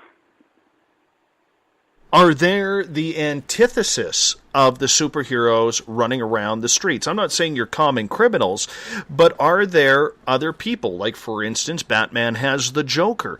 Have you heard of any instances, Nadia, where the superheroes have had a super bad guy or girl that they're trying to chase down? In Seattle, I know there's a man who tried to appear as a supervillain, and he was challenging Phoenix Jones, but it seemed like it was more like a publicity stunt than anything else for this guy, who I don't even know who he is. But aside from that, I know that there is a man who was following Phoenix Jones and putting fire in trash cans and things like that. But I have never heard of a real-life supervillain who would actually follow a superhero trying to harm them. However, they do have real-life supervillains, but they're not villains. But that's a different story. Well, that's very interesting because, you know, a lot of people would wonder if there is an anti-character to this. Yes, so there are real-life supervillains, but they're not real villains in the sense that they don't patrol the streets and try to kill real-life superheroes. What most of them do is they stay behind the computer and see what the real-life superheroes do, and if the real-life superheroes do something that they shouldn't be doing, the supervillains will make sure that it's all over the Internet.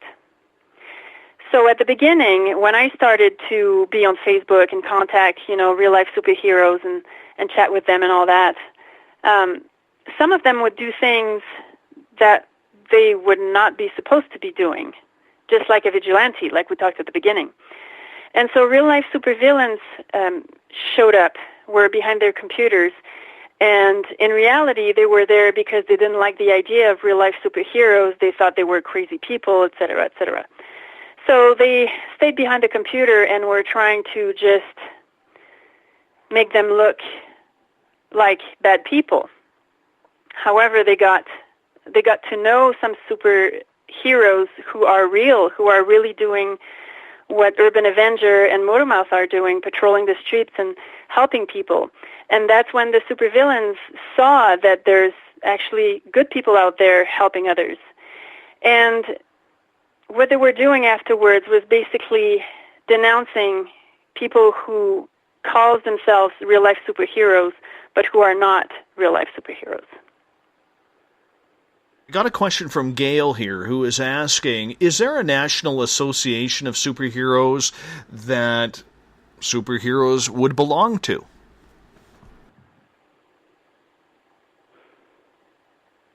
Urban Avenger, I think, knows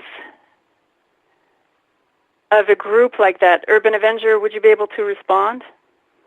What exactly was the question? Are there any national associations for superheroes? Kind of like what we would, I guess, consider in the cartoon world, the Justice League. Not really. I mean, that's kind of a hard question to answer because I've never heard of like a central organization. Go ahead, Motormouth. I mean, there's no central organization like Urban was about to say, but at the same time, though, you have like regional organizations. Like, for example, you have Phoenix Jones's Rain City Superhero Movement. Then separately of that, you also have up there ECHO, which is the Emerald City Heroes Organization. Myself, I used to head the Pacific Protectorate, which spanned over continents. We had Captain Australia and stuff even with us at one point. Yeah, I mean, there's no true, genuine Justice League-style organization. That does not exist. Think of it more in the sense that there's a lot of Fantastic Fours and a lot of X-Men teams. Sure. I got a great question from Trip here in the chat room, and, you know, Motormouth, we'll start with you on this one. Do you guys give out business cards or something to help explain to people what you're doing? I did business cards at one point.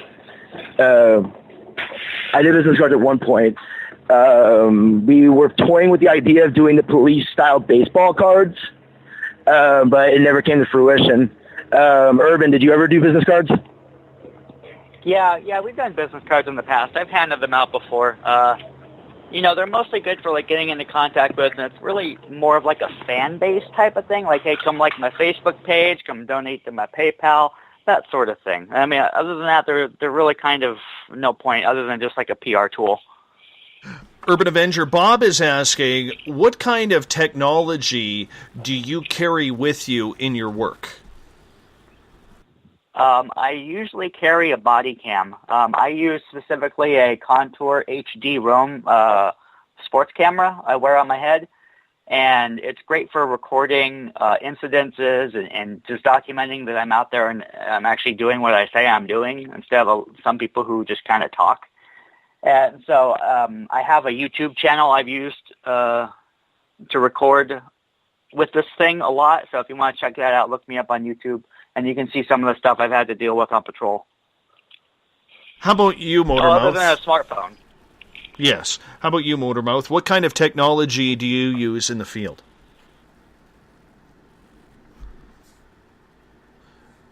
I think your phone is still on mute.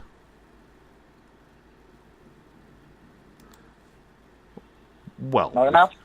There you go. Yeah. What kind of technology do you use? I don't.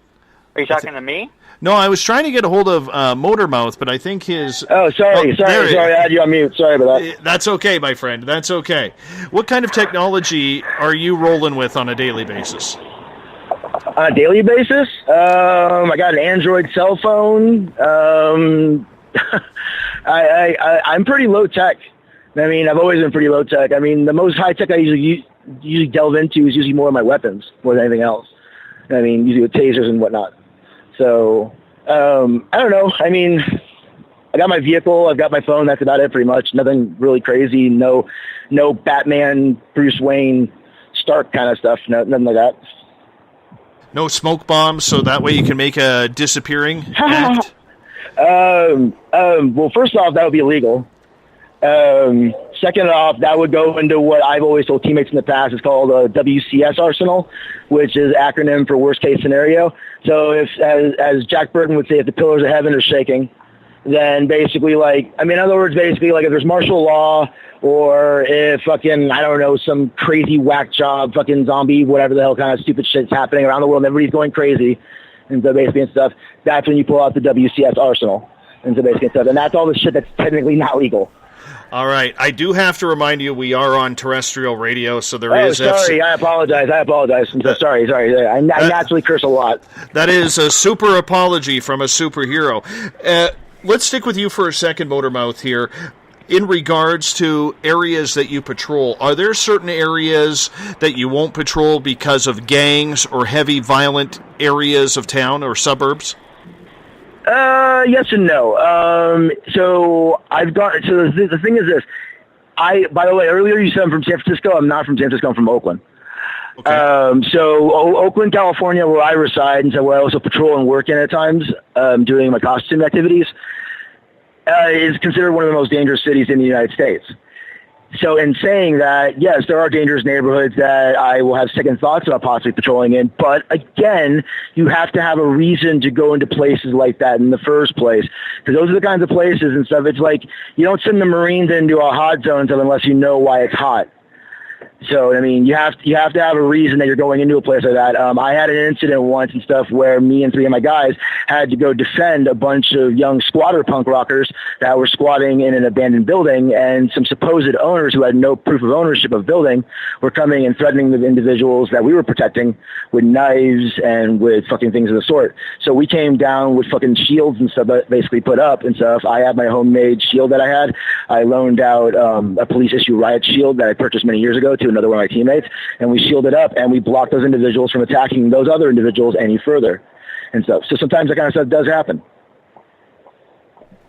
I bring you in here, Urban Avenger, and this question comes from Andrew, who is asking, because of what you do here, do you get invited to make special appearances at events and birthday parties? Birthday parties, not so much, but yes, I have been invited to go speak at colleges and other public speaking events. I've been to comic convention panels in the past. It happens. Have you ever run across some of those idiots out there who are playing the creepy clown outfit? You know, I remember when that was happening, and there was a few sightings down here in San Diego where I live, but I never personally encountered anything. As far as I know, the whole thing was a hoax. I can't stand clowns, so, you know. Me either. Is there and I apologize, this is going to sound like a real naive question, but is it much like wrestling's lucha libres that you don't want your mask removed by people? Absolutely. Yes, that is probably one of the most horrible things, that, aside from being hurt, that can happen to you on the field. And people have tried to demask me in the past. They've tried to demask my associates, and it gets me all riled up and mad just even thinking about people who try and do that kind of stuff. Yeah, it happens. So what happens if your mask is removed then during a fight? Like, I'm not trying to be rude here, but do you feel powerless at that time, or is it like a lucha libre where all of a sudden you can't show your face in the ring anymore? No, it's not like that. I have had, if you look at the picture you posted of me, I have had those goggles knocked off before in fights. They've been thrown to the ground, and they've gone missing temporarily. Luckily, at least with me, I wear 3 kinds of masks, especially in that picture. There was a balaclava I would wear underneath, just in case that sort of thing happened. So I was always wearing a mask no matter what. So even if my goggles got knocked off or somehow you ripped off my face mask, you still won't be able to see my identity. And I have had people pull up and have their mask pulled up before, and all they can do is just kind of jerk away real fast and try and cover their face. So what is the reasoning behind the worst case scenario besides getting hurt is having your mask removed? Well, it's a privacy thing mostly. We go out there and we hide our identities because people don't need to know who we are. And not everyone in the community wears a mask. There's people in New York who don't wear masks, and all over the place. There was a guy up in Portland, Oregon who didn't wear a mask. And yeah, it's just personal preference, really. But what I try and do is I try and separate my two lives. Because especially in downtown, I've worked down there for years, and I've ran into a lot of the same people who I would encounter at work while on patrol, and I don't want to have those two worlds collide. Nadia, we bring you back in here for a second because I want to ask a question from Andrew here, if you don't mind, on Twitter. Sure. And he is asking, are there other countries involved with superheroes, like in Europe or Asia, that you're aware of? Absolutely. We estimate that there's about 600 real-life superheroes all over the world, including 300 in the United States. That's a lot. It is a lot. What about in Canada? I know there's one guy, and I apologize, I don't know his name, but I do recall seeing a story about a gentleman in Vancouver. Thanatos, absolutely. I think he retired. He hasn't been reachable for the past year. However, there are also some superheroes in Montreal, Quebec City, Ottawa, and in other provinces as well, although I haven't been following them, so I'm not sure where exactly. But yeah, even in Canada, they're a little bit everywhere. And here we got Radio Man on this side. That's cool. That is very cool, because I didn't realize it was that big.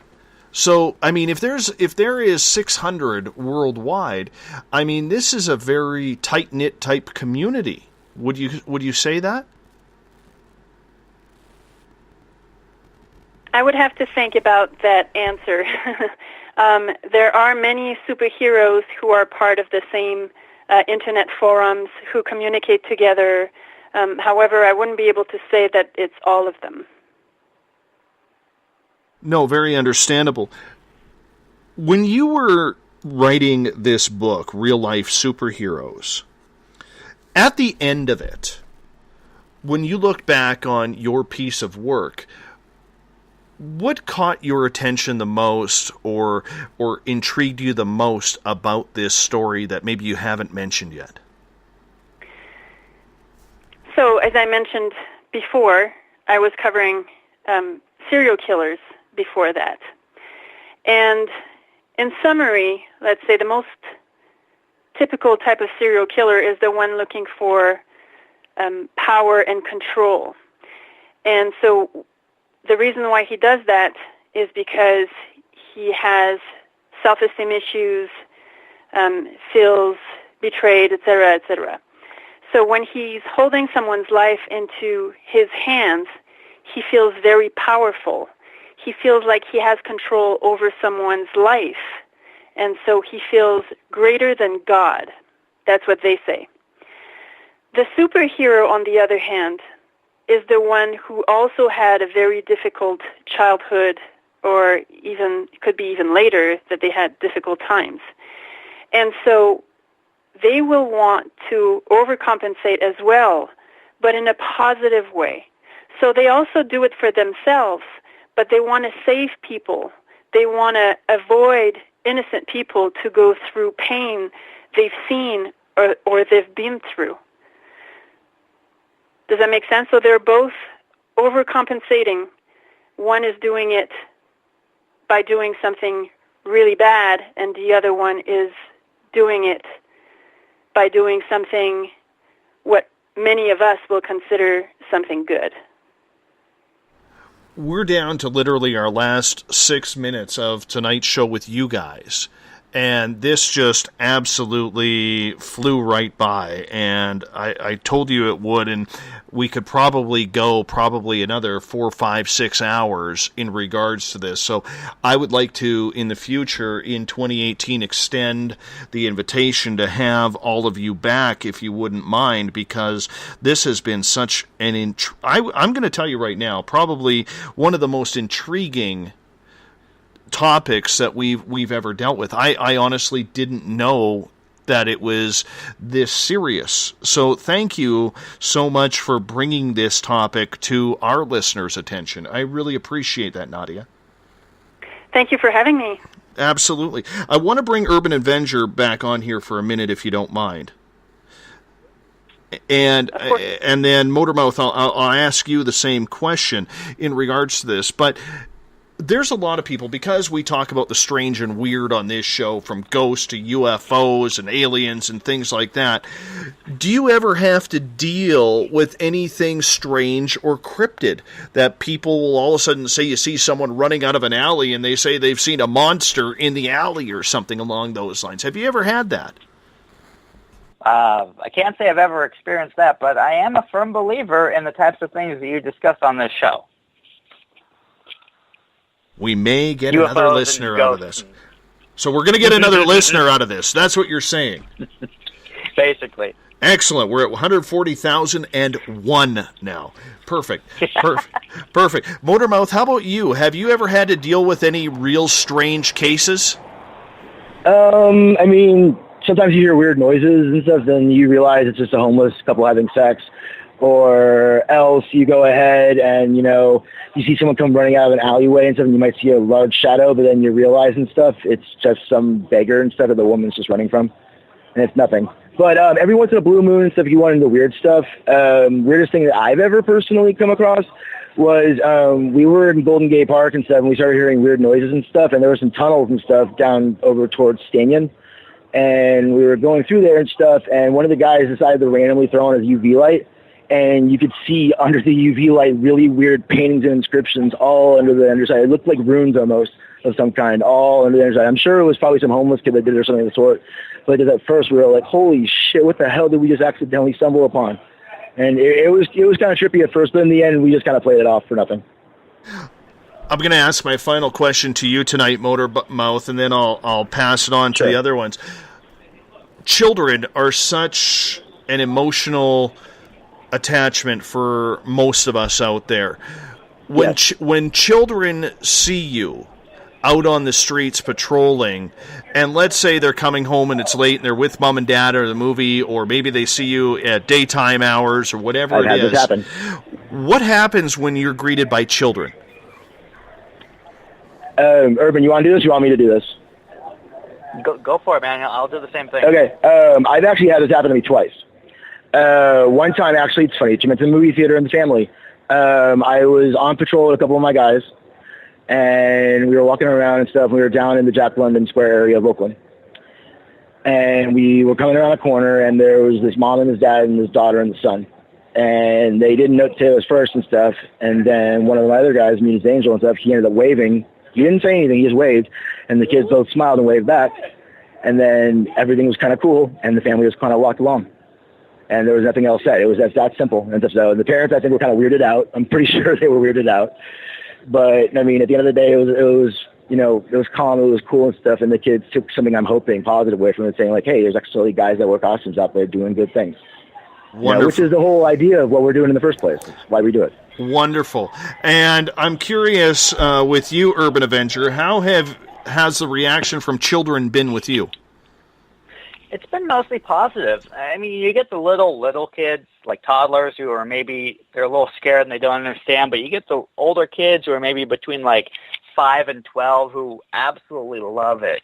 You know, they get really excited and they're like, oh my God, it's a superhero, and they want to take your picture, and you get down on one knee with them, and you know, you talk to the parents, and it's a really amazing thing to experience when you're out there and you're dealing with all these drunk jerks and they're throwing things at you and they're yelling and cussing, and all of a sudden there's this little cherub, you know, lights up your whole night. It's really great. That has to be just an amazing feeling. And Nadia, I'm going to end the night with you here. This is almost a series of books you could be writing on this topic for real-life superheroes. Do you plan on expanding this into other novels, or is this something that it's a one and done? Good question. I don't know if I can answer right now. I'm still thinking about it. How much fun was this to write? It was fun. However, there were some negative parts of the experience which are in my book, but most of it was fun. And when it was outside the internet, outside of the chats with certain people and everything, it was really fun. We only have about 30 seconds here left tonight. Nadia, I want to say thank you for bringing on Urban Avenger and Motormouth once again onto the show for real-life superheroes. Where can people find your book? Pretty much anywhere in the United States and in the biggest stores in Canada as well. And, of course, Amazon online. Wonderful. Nadia Fezzani, the author of Real Life Superheroes, along with Urban Avenger and Motormouth, Real Life Superheroes out of Oakland, California and San Diego, California. 2 of 600 superheroes, real life superheroes around the world. What an amazing story. And growing. Coming up in hour number 3 of Spaced Out Radio tonight, I am going to be joined by Lighting the Voids, Joe Roop, who's going to break down what it's like to now be hosting Spaced Out Saturdays, and we're going to talk some superheroes as well. We'll be right back after this. Looking for a place to advertise at a very reasonable cost? Look no further than Spaced Out Radio. SpacedOutRadio.com has an advertising tab that you can click to check out our daily, weekly, and monthly packages to play on the radio, or our website including social media. From commercial spots to banners, we have it all. Check out our competitive pricing today.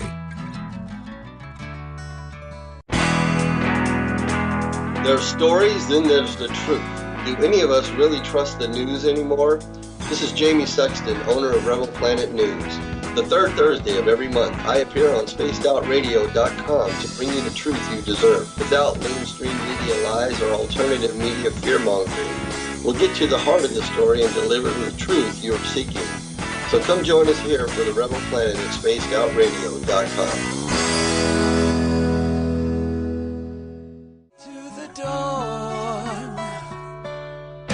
We're lighting the void on Saturday nights on Spaced Out Radio. Hey, this is Joe Roop, and I'm hanging out in SOR headquarters every Saturday night, bringing you the latest news when it comes to the weird and strange. Bigfoot, occult, UFOs, ghosts, and everything in between, I got you covered. You can tune in to SpacedOutRadio.com starting at 9 p.m. Pacific, midnight Eastern Time. Come travel into the void with us on Spaced Out Saturdays.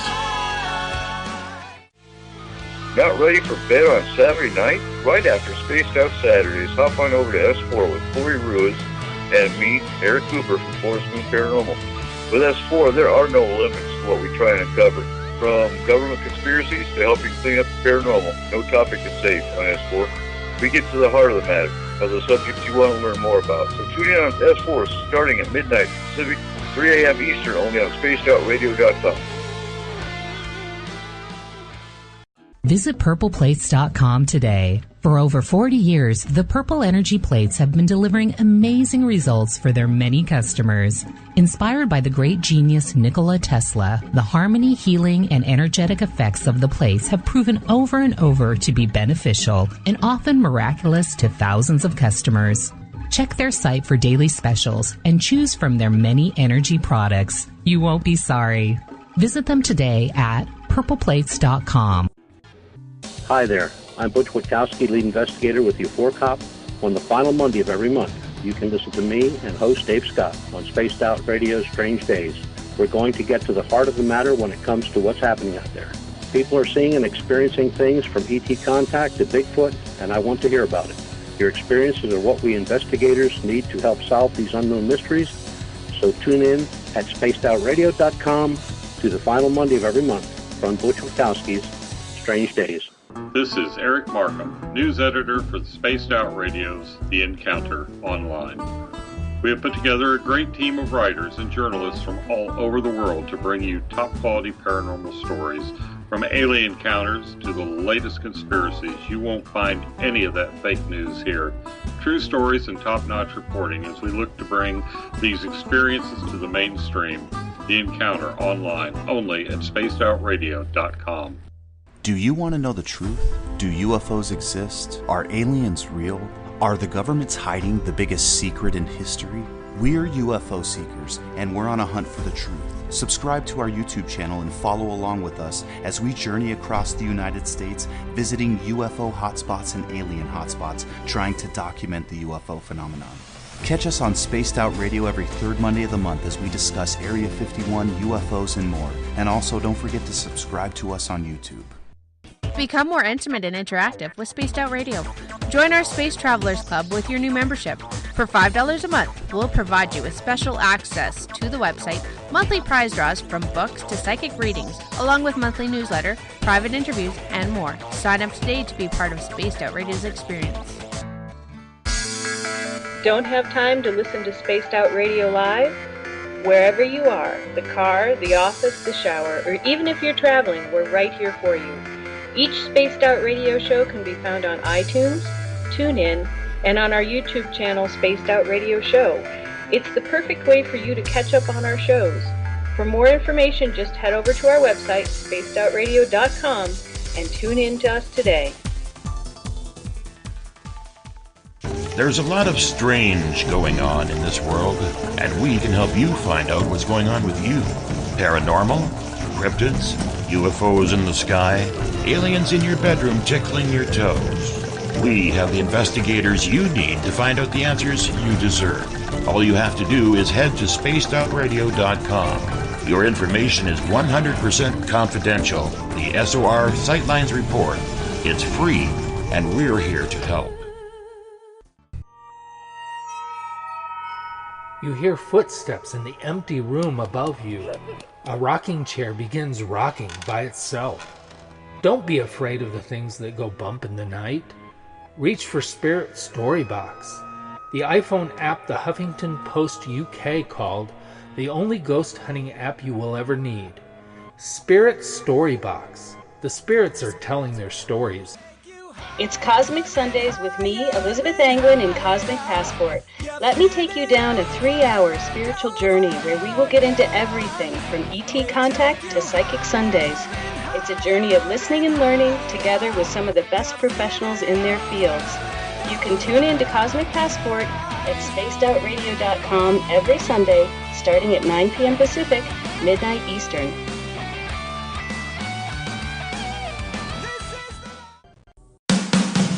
The views and opinions expressed by tonight's guest and topic of discussion do not necessarily represent the official policy or position of Spaced Out Radio, Spaced Out Weekend, Spaced Out Radio Limited, its hosts, syndicated carriers, or anyone associated with this broadcast. You're listening to Spaced Out Radio with Dave Scott. Follow Dave on Twitter at Spaced Out Radio and hashtag Spaced Out Radio. And on Facebook, Spaced Out Radio Show. Now, back to the program. Welcome back to the third and final hour of Spaced Out Radio tonight. I am your host, Dave Scott. Great to have you with us. Tomorrow night on the program, John Tenney is going to join us. We are going to be talking all things strange, odd, weird with the self-proclaimed paranormal weirdo. We get going at 9 p.m. Pacific, midnight Eastern time at spacedoutradio.com. We want to welcome in everyone listening in on WQEE 99 Rock the Key down in Noonan, Georgia, home of The Walking Dead. We are live as well on the United Public Radio Network, 107.7 FM in New Orleans, and over 160 countries around the world. Great to have you with us as well. We're live on the Fringe.fm, Renegade Talk Radio out of Las Vegas, and if you're listening in on Revolution Radio, remember the Double R Machine is a donation station financed by you, the valued listener. Head on over to freedomslips.com and donate today. Bill Cardwell has set the password for tonight in the SOR Space Travelers Club. Infantocracy. Infantocracy is your password. Make sure you use it wisely, Space Travelers, as Bill sets the password each and every night right here on the mighty SOR. Now, if you want to follow us on social media, you can do so on Twitter at Spaced Out Radio. Use the hashtag Spaced Out Radio if you want to connect live with me during the show as well. You could give our Facebook page a like, Spaced Out Radio Show. You can also join us for live chat in the SOR Space Travelers group. That would be awesome. We're on Instagram, Dave Scott, SOR. Subscribe to our brand new YouTube channel, Spaced Out Radio. No longer Spaced Out Radio Show. So if you're looking for the archives, they're on the new channel. You got to subscribe to that, unsubscribe from the old one. And we're also on iHeartRadio in the United States, TalkStream Live. Tune us in on TuneIn. Download and subscribe to our shows on iTunes. Our website is spacedoutradio.com, where we have a plethora of features for you, including joining the SOR Space Travelers Club for $5 a month. Rock out to some Bumblefoot. Shop at our Spaced Out Radio store. You can also read up on the Encounter online. We got brand new news happening there every single day. And we have great videos from UFO Seekers and Contact TV. Hour number 3 tonight, we're bringing in Joseph Roop from Lighting the Void on the Fringe.fm. And Joe is also taking over Saturday night, Spaced Out Saturdays, from Dave Cruz, who's had to step away due to family commitments. But Dave will be back doing some fill-in hosting for us because he's just that awesome of a guy. Joe Roop, how you doing, buddy? Man, riding the wave as usual, living the dream. Especially now, bro. I'm part of Spaced Out Radio. What do you think your superhero name would be? Man, I do not know. I was thinking about that. That's a tough one because it's very important to me because I'm a comic book nerd. Man, I don't know. Would you wear a cape? Absolutely. Yeah, I think you have to wear a cape. Yeah, man. You got to have a cape.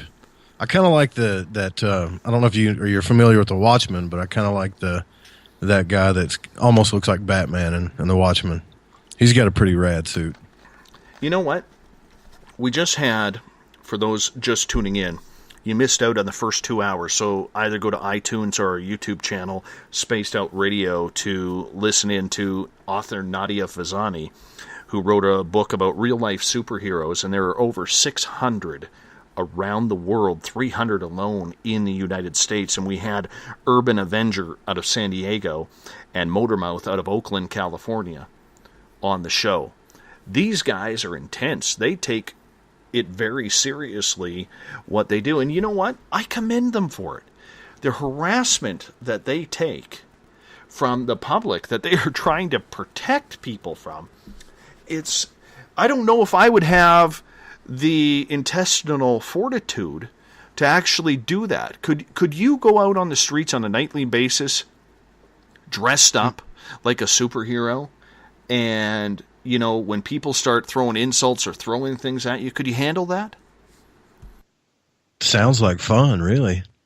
But I don't know if I could do it constantly. Maybe as an experiment, yeah. I think it would be cool. Apparently, a couple people in the chat rooms and on Twitter have named me Plethora Man. Plethora Man, yeah. So, Robert Stafford in the SOR Space Travelers group says, fresh show tonight, Dave Scott. I loathe all the Hollywood superhero remakes, but I did dig these guests tonight. Your superhero name, Plethora Man, which was given a couple of thumbs up, including by Aussie Rob in Australia and Muji Boy at hashtag Spaced Out Radio. Plethora, man. Really? Is that what it comes down to? How would you even put that on the back of a cape? I'd just call you Super Dave. It just sounds too good. I know, but it's so taken, and people would take me for clumsy, and I'm clumsy enough without it being brought forward too much. But I mean, some of the things these guys were saying, Joe, is that they take this very seriously, that they feel that they are doing a service, and some of them take ribbing from the police, others are very thanked by the police. Would you consider ever doing this, being a comic book guy yourself? Absolutely, man. Yeah, I mean, look, the idea sounds great, right? I'm talking to you right now behind, in my little safe area behind my microphone. It sounds wonderful. I'd love to be in a comic book scene. It's like a fantasy, right? But I gotta think that once you get out on the street, it'll be a little bit different. It's kind of like I don't know how many of you guys have actually been in a few fights in your life, but everybody's always got a plan till they get hit in the mouth. I think Mike Tyson said that, actually.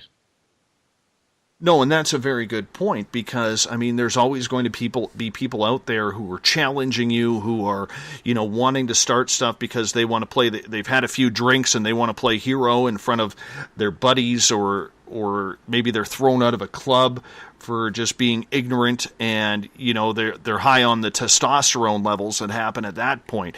I can see that totally happening, but I don't know if I would want to be that kind of guy who puts myself into danger. You know what I'm saying? Yeah, it takes some intestinal fortitude. I think is an understatement. It takes some guts for sure.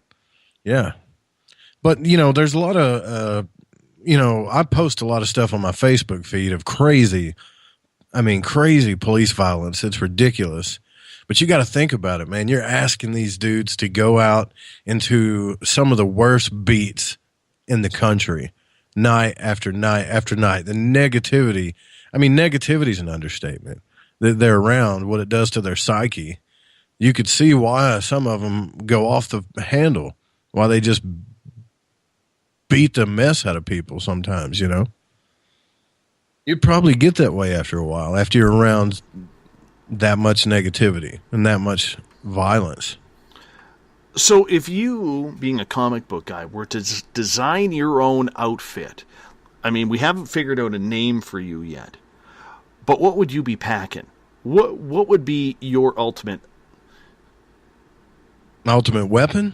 Like your ultimate weapon, or your outfit? What would you be wearing? What would be Super Joe's colors?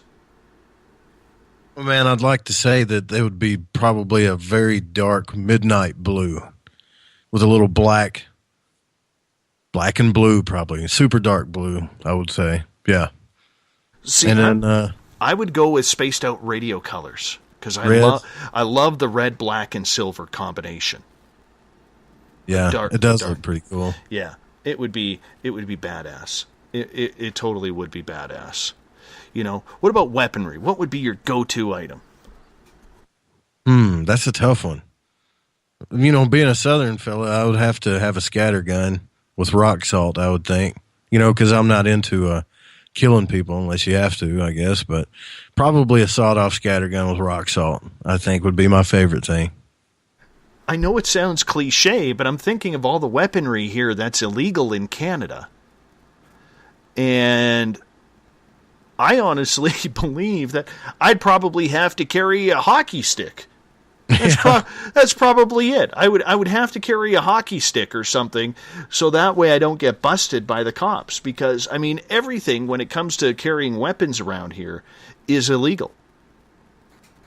Man, so this is really hard for me to believe. I know this is really happening, man. Right? Like, I know there's people doing this stuff. How come we don't see it on the news? Why is it not in the mainstream? You think it would be, right? I don't see it that much. I don't see the police playing it up very much, but I would say every major city in North America has superheroes patrolling it. And the police don't like it because they take it as a form of vigilantism, which the guys, both Urban Avenger and Motormouth, said that it is kind of 50-50 when it comes to superhero / vigilante. I wouldn't go as far as saying bounty hunter, because they're not licensed to do that. But, I mean, it is different, man, when you think that there are actual superheroes patrolling the streets. And they don't, they don't gimmick the whole I have superpowers stuff. They're not playing Madame Cleo on a 1-900 number or anything along those lines. The super psychic or whatever you want to call it. They're not doing that. They're just real life people who are helping people in distress. And I think that part of it is very admirable. I really do. Yeah, it is.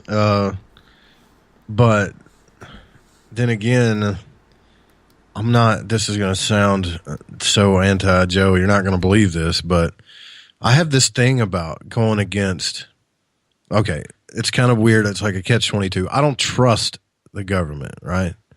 But I have this thing about going against the government because I still halfway believe in it. Kind of like, when Abraham Lincoln wouldn't just make slavery, banish it just because he could, because he had the power. He wanted to do it within the law. I'm kind of a stickler when it comes to that, but I've got my reasons. Joyce is asking in the SOR Space Travelers group, do you think clothes make the superhero or vice versa? No, dude, it's got to be your finish and move and your catchphrases. It's got to be your moves and your catchphrases, not the clothes. The clothes are just add-ons, but you got to have a cape. Do you really think? Yeah, I agree on the cape thing. I really agree on the cape thing. I'm just wondering, do you really need a catchphrase? Like, do you have to go into a boardroom or grab a notepad and paper and sit in the lazy boy and try and figure out whether or not you come up with a good catchphrase? Because I never thought about that. That seems important. Dude, you just do it all. I guess I'm one of those guys. You just do it off the cuff, I know, but it's got to sound right. You know how long it took me to come up with "Together, my friends, we own the night"? That's 3 years, almost 3 years in the making. Yeah, that's a good phrase, though, man. It's a good catchphrase. It's difficult to come out with that, And then what happens if you don't choose the right outfit? I mean, yeah, it might be the right outfit for you, but I mean, you also want people to take you somewhat seriously as well.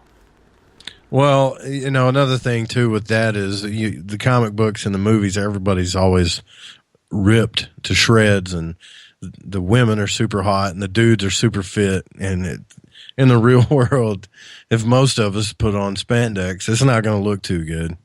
It may feel awesome, but it's not going to look that great. I can tell you right now, on this body that I am presenting to the public, that's why I work at radio, and I'm not one of these people who says I do radio, but I'm actually on Facebook Live. I don't really do that. You just can't project that. There is nothing that can make me look good. Nothing. I'm dead serious about that. You're starting to get that biker look, Dave. Yeah. Sorry, brother. Yeah. With the right clothes, you look like a biker, man. Oh, you guys have seen Dave lately. His hair is getting out of control. I wasn't even going to bring up the hair tonight, buddy. I wasn't even going to bring up the hair. I was going to give you a night off. You're the one who went all Samson and then cut your hair. Well, I was thinking about that because I was, we were talking on Skype the other night, and I remember looking at you, and I was thinking, man, you look like a character in a movie I saw, but there were bikers involved with it. So I was just thinking that, little denim wouldn't hurt you. Well, I do have some denim, but I can tell you this, I don't have the arm sleeve tattoos. I don't have that. My arms are bare. But I did make a promise to myself, even though I promised my dad, because my dad hates tattoos. But a few of his grandkids now have them, and I think he's warming up. But one of these days, I'm going to actually start an arm sleeve to put all of my personal experiences that I've had with the weird and strange, kind of tell my story. Yeah. on my I just arm. did a show about that tonight. Conscious Ink, Conscious Tattoos. We were talking about that before you came on. Pretty crazy. Yes. That is kind of weird, actually. A little synchronicity there. That's the word I was looking for. I always forget that. I got to write The Police, 1984 Synchronicity album. Now I'm dating myself, but that's okay. Is anybody covering this? Like, you know what would be cool if somebody made like a blog that was designed as a comic book style blog that just covered these vigilantes? Is somebody doing that? I'm That sure. would be Well, rad. Nadia Fezzani, who we had on tonight, she just wrote the book Real Life Superheroes. Remind me to pass you the information. I got to get that from her editor and publishing company, because that would be a great show for you. Yeah. Yeah, that is pretty cool. It is. It is. And, you know, I got to laugh. There's a couple of comments here in Spreaker. Preacher is saying, Dave runs through the streets of his town in leotards with a mask on. No, Dave doesn't. Especially at this time of year, it is very cold. And believe it or not, at this time of year, you actually have to beware running through town, because you never know what kind of wild animal is looking for food, because it's starting to get a little sparse out there, especially when the snow falls. I mean, it's big news, front page news around here every time a moose starts wandering around the streets, you know, dodging through cars. That's what happens up here. Don said, I've always wanted a reason to wear the underwear on the outside of the pants. You know, there's something about that look. I mean, it's even in WWF. I don't know. Like, crowds of people love it. It's crazy, man. See, those dudes are buff too, man. Yeah, Dave is so far away from buff. You know, seriously, so far away from buff. It's not even funny. It's not even funny. Tripp makes a comment here. He says, Dave, I'll admit, I wasn't expecting the show to be that interesting, but it was much better than expected. I would agree with you on that. I would totally agree with you on that one, Tripp. I didn't know what was going to happen with this topic, and I just really wasn't sure where it was going to go. But when Nadia and her publishing company actually said, would you like to have a couple of superheroes come on with you? I absolutely jumped on that. Like, absolutely. Like, let's talk to these guys. And you know what? They seem normal. They really do seem normal. I mean, you know, some people go play poker. Some people go to the clubs or go to a blues bar, or, you know, whatever people do on their spare time. Play baseball or watch hockey or whatever it is. People have a hobby. These people have just, they're normal people who have chosen to have a different type of lifestyle that involves maybe some of their childhood heroes. And we may sit there and say, and I realize there is a lot of people out there who are saying, you know, these guys are idiots for doing this. What a waste of time. Why don't they grow up? And I can get that. And I get that point. But my question back would be, why do you need to grow up? Exactly, man. You don't. No, you don't. You know, if they're doing good, you know, in helping people with their grocery bags, you know, old ladies with their grocery bags, or they're stopping some lady from being followed as she had to get out of work late. You know, if they're doing things like that, then I'm very much fine with it. I don't have a problem with it whatsoever. I think it makes society more fun. You know, so instead of cursing them out for being a bunch of, you know, immature idiots like a lot of people out there in the mainstream will think, you know, why not give them credit for doing something that the majority of us wouldn't do? Because I tell you right now, I am way too chicken. If I was in downtown Vancouver or downtown Toronto or anywhere in the United States, I would be way too chicken to be walking down some of those streets at night. And these guys are doing it. Man, I don't know. I'm sitting here thinking, what would entice you to say, you know what I'm going to do tonight? I'm going to I'm going to just go around the streets like a vigilante, and I'm going to clean up the streets. You'd have to have something. I mean, something would have to happen to you, or you're just so sick of seeing stuff. I mean, I guess I could see why you would do it, because I feel that way a little bit too, but I don't think I could do it either. I could definitely dress up and walk around with them, though. But as soon as the violence started, I'd duck into the ditch or something, you know. I'd be one of those guys that they were like, hey, where was you? I was there the whole time, you know, watching you. I just want to look like one. I don't think I want to do the other stuff. Now, Adam in the Spreaker chat room is being a little bit of a jerk here. Oh, of course. And he says, Dave, would you let a midget in a gnome outfit claiming to be a superhero save you in a bad situation? I'm in a dilemma there because I like little people, but I don't like gnomes. Now, if it was like a kung fu gnome, then maybe. Maybe. Are we allowed are we allowed to say the word midget? Is No. that still allowed? No. You can't do it. I mean, you can. Why? Because they don't like it. Now, I have actually heard contrary to that little people are getting upset that people can't call them midgets anymore because that's what they are. I don't know. The last time I had an interaction with a little person, I said the word midget, and they got pretty upset. Really? Yeah. I mean, I pulled up. I was in a Dodge truck, and he wanted to ride to the store. And the funny thing is, this guy's name was Mr. Biggs, right? I mean, he had a comic book name, right? A little, like, Italian guy with hair all over him and gold chains, but he needed a ride. Anyways, I had to pick him up and put him in the truck. It was very weird, but I did it because I didn't have a choice, and neither did he. And I said, boy, you know, I wasn't thinking. I said, you midgets are heavier than you look. And, man, he went off on me, dude. Oh, my goodness. That's bad. It sounds, see, when you say it, it sounds bad. So, no, you're not supposed to say that. He said, that's not the correct way to address me. And I said, oh, I'm sorry. You know, what do you want me to say? And he said, little person or dwarf, or you can just call me Mr. Biggs. How about that? I mean, he got mad, you know. See, I think the word dwarf is more insulting. That's just me, though. Yeah, totally. I've never called anybody a dwarf. I don't think I ever would. I would find that politically incorrect.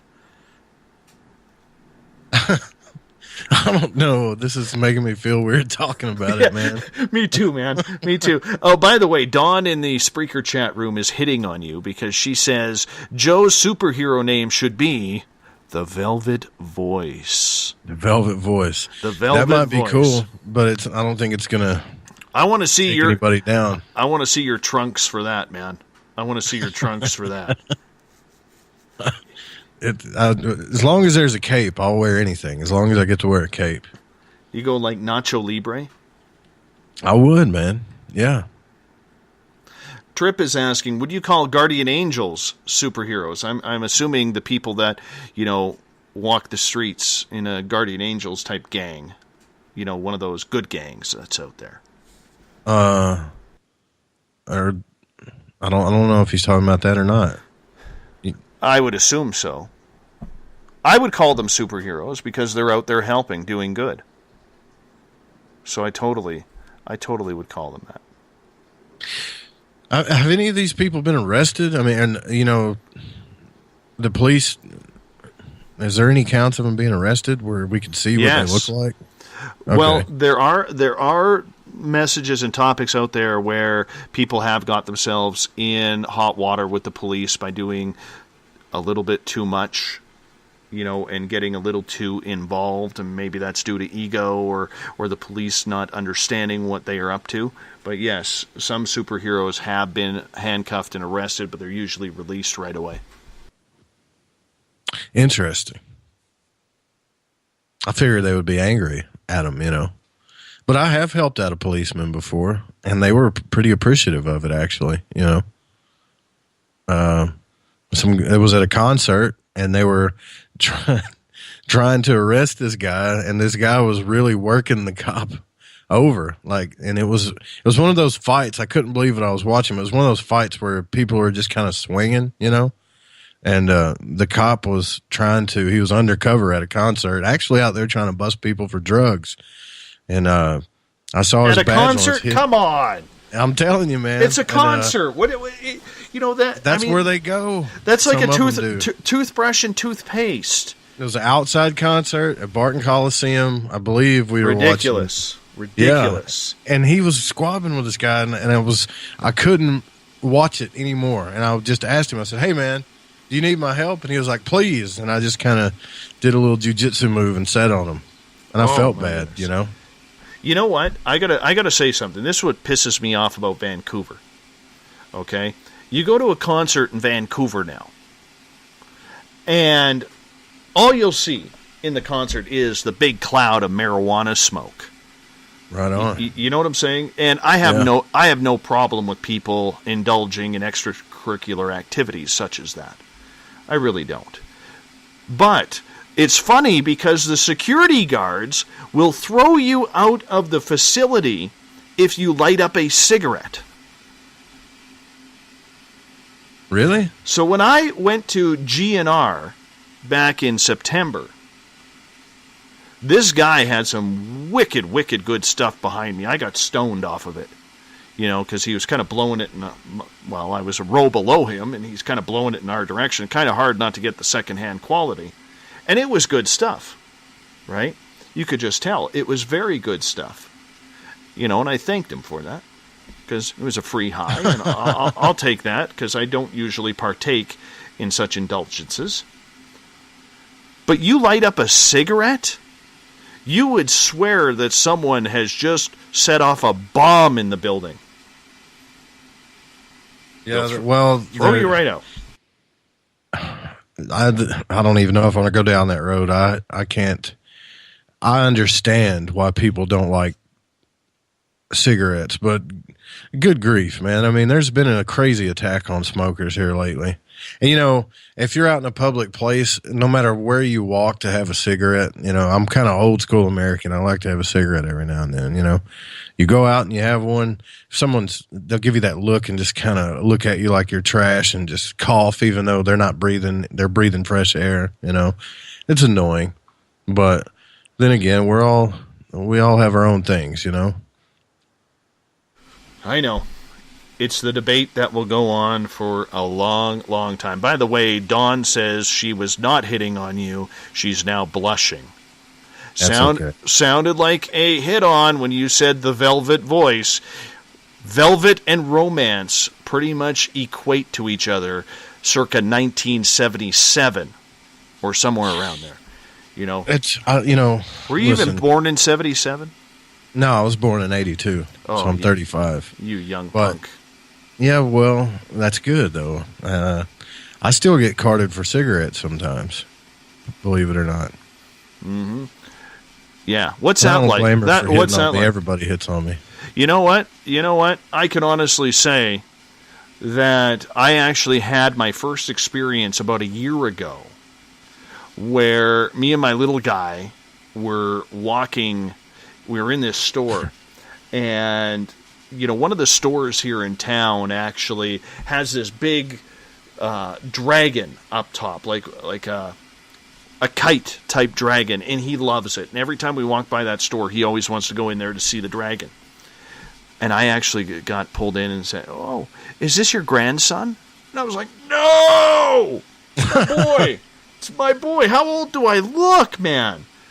And then I went home and looked at the mirror and realized how gray I was, because gray hair in my family, it's rampant. Rampant. If you're not careful, you'll get that Gandalf thing going, you know? Well, that's why I'm growing it out. Jamie Sexton says I should diet. Diet the hair and diet the gut. So I might have to follow those orders.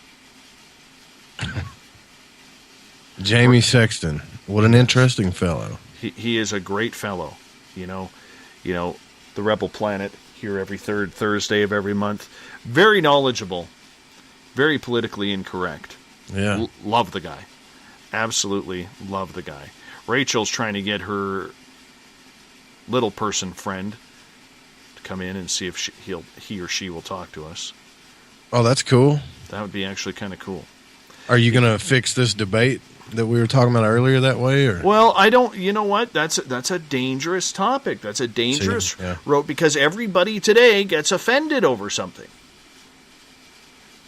Everybody has to get offended. That's true. So I'm sitting here thinking, maybe we shouldn't, because what if we offend people? And we got a good thing going around here, and all it takes is one person to post it online saying, I'm offended, and the next thing you know, it's okay. Celebrities do it all the time. The show is ruined. I know, but I don't want to go Al Franken here. You know what I'm saying? Yeah, I get it. I really don't want that to go. I really don't. It could be dangerous. Dangerous. This chat room is on fire. It always is on fire. And if you're in Spreaker, if you haven't given this a like yet, shame on you. Shame on you. Almost 1,100 comments so far. It's pretty cool. Les is acting all anti-superhero on hashtag Spaced Out Radio. He says, what's the attraction with all that superhero BS? Do we really have to go back to childhood stuff your head into a comic book like an ostrich? Then he follows up, what colors would you wear while you're holed up in mommy's basement playing video games? Oh, I'll take offense to that. I like video games and comic books. Oh, my goodness. He's on fire right now. Les, how do you get so upset with people who just want to... Yeah. This isn't Comic-Con we're talking about, where people are just dressed up doing nothing. This is real stuff. Sailor Twift on Twitter at hashtag SpacedOutRadio puts a picture of the nature boy Ric Flair. You don't need a cape to be a superhero. That is true. That's right. Exactly. Love it. Anytime you can go Ric Flair, that's a good day. That's a good day. Deb on Twitter says, I think Roop has a great radio voice. I don't get it, man. I hate my voice. You won't think it, but you can ask Dave. I tell him all the time I hate it. Les says, yes, you do need to grow up. Otherwise, mommy's basement will eventually get overcrowded. Let's get it together. Hey, Les, I know you're a fantastic listener and everything. I hope you stub your toe on your bed frame for taking life too seriously. Yeah, Dennis makes a good point, too. Stan Lee is worth $50 million right now, or probably more. I would say he's worth... You know what? Let's check out what Stan Lee is worth. He's got to be worth more than that. He just got through putting his stamp on Hollywood, too. He did the handprint and the feet print and everything. It took them long enough. There's some deeper stuff to comic books and the pictures and the capes, man. 50 million. He must have went on that same site. Come on, Les, fire back. I'm ready for this. Yeah, that's kind of like, to hear somebody say that, it's almost like that's almost like a Scrooge, isn't it? A little bit. Ask him if he likes Christmas. Mm-hmm. I don't know. What do you think? I bet you Les might be one of those guys who was offended that his parents lied to him about Santa Claus being real. I got a little offended when I found out. I think he's offended. Well, I stay up late sometimes and play video games with my son. Just, I don't know. It's fun, man. I haven't played video games in a long time, man. A long time. I can't even remember. My eyes are so bad that, like those first-person virtual reality type games, like Call of Duty or something along those lines. Or like Grand Theft Auto. I would love to get into those, but I literally have about a 7-minute window before I get violently sick. Violently sick. You get sick from it? Yeah, from I get like really bad motion sickness because I don't. My eyes, I don't blink enough, number one. But number two, I don't create enough tears in my tear tear ducts, so my eyes dry out really fast, so I don't really get to play video games. Like, I can play games like Super Mario, things like that, but there's a lot of games, majority of them I can't play anymore. It's terrible.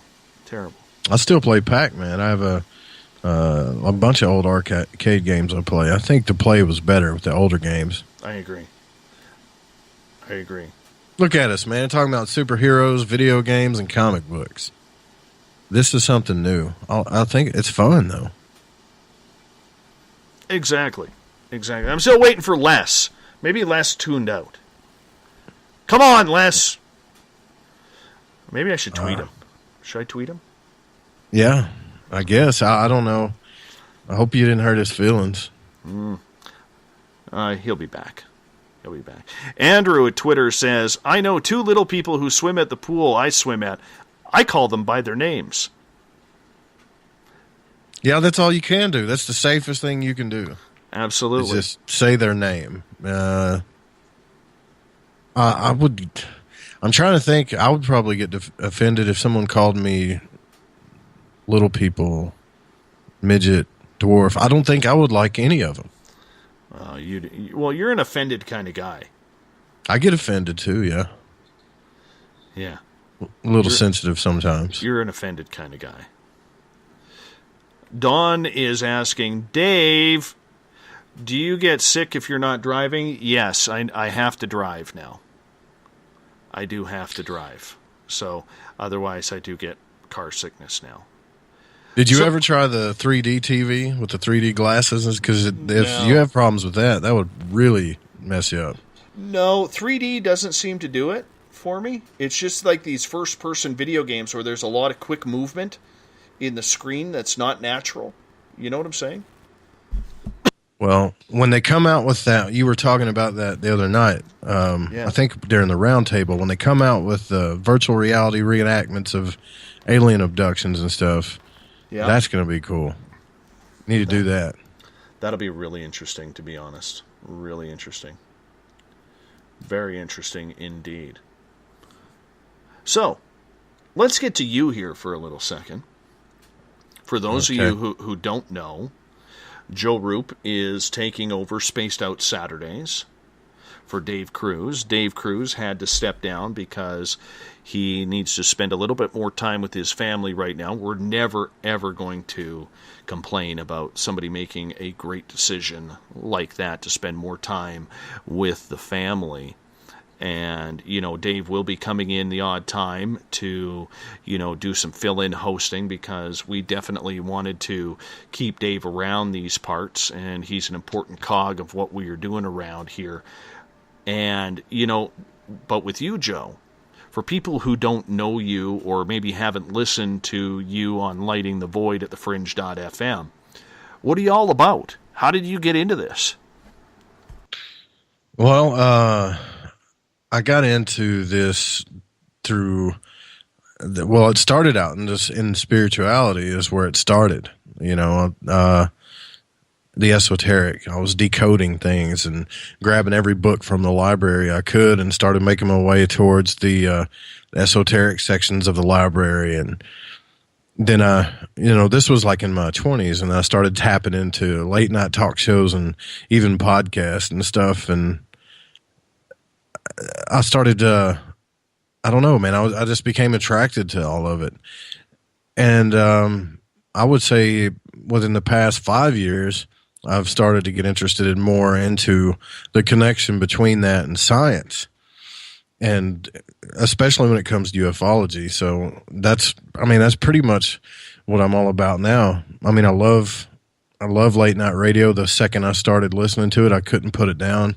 If it wasn't Art Bell, if it wasn't, whoever show it was I was listening to, I was always up at night listening to this stuff. And there's so much to learn. And I'm curious about so many things that it's entertaining for me. I almost feel like I guess I'm an alternative news junkie, a paranormal junkie, an esoteric junkie. That's what I'm about, really. But I'm out in a place where I live in I would say out in the middle of the woods in an undisclosed location somewhere in central Arkansas out in here.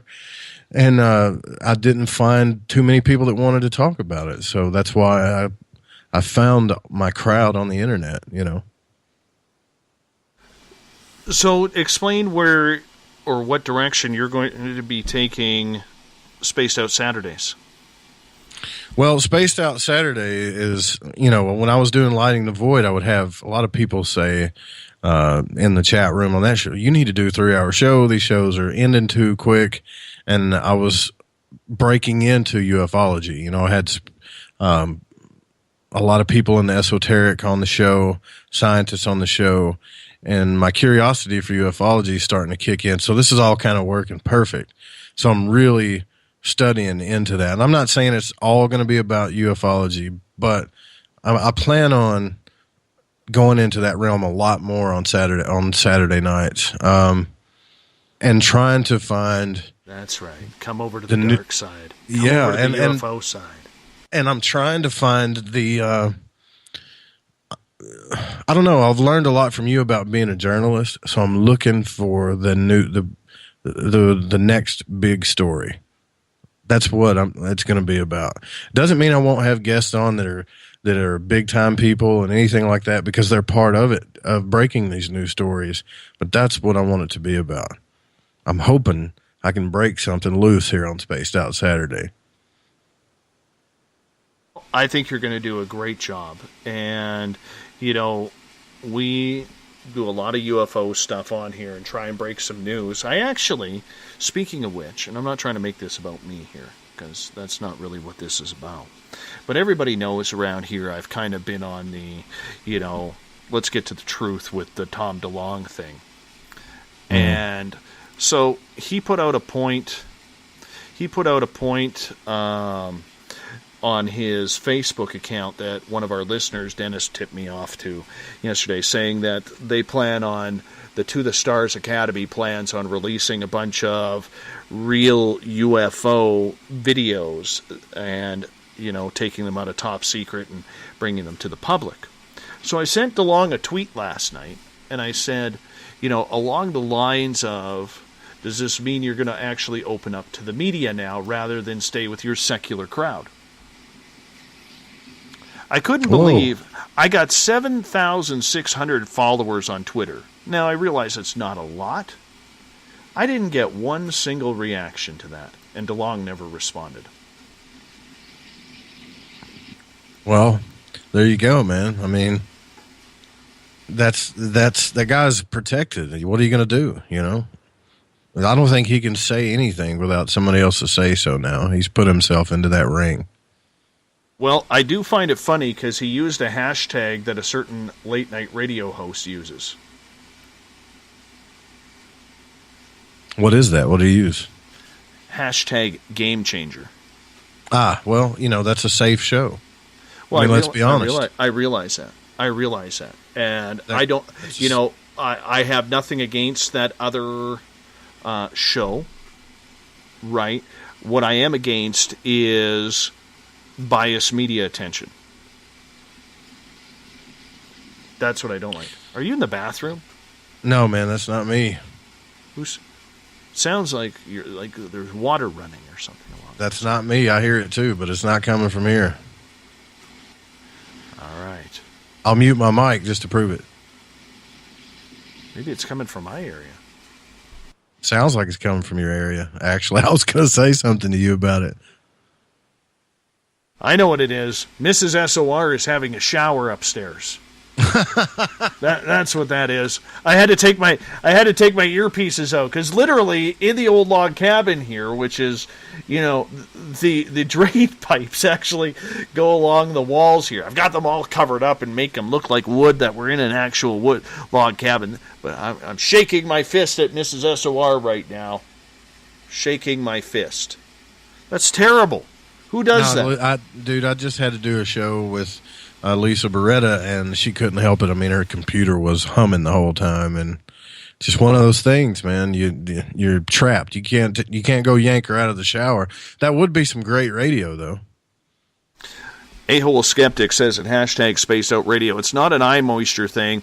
POV games can give you motion sickness because the visual motion does not match with what your inner ear is registering. First one I tried way back when, I had a headache for 24 hours. No more of that stuff. Thank you for clarifying that. I really do appreciate that. Mike B says at hashtag Spaced Out Radio, Dave, it's not that people get more offended nowadays.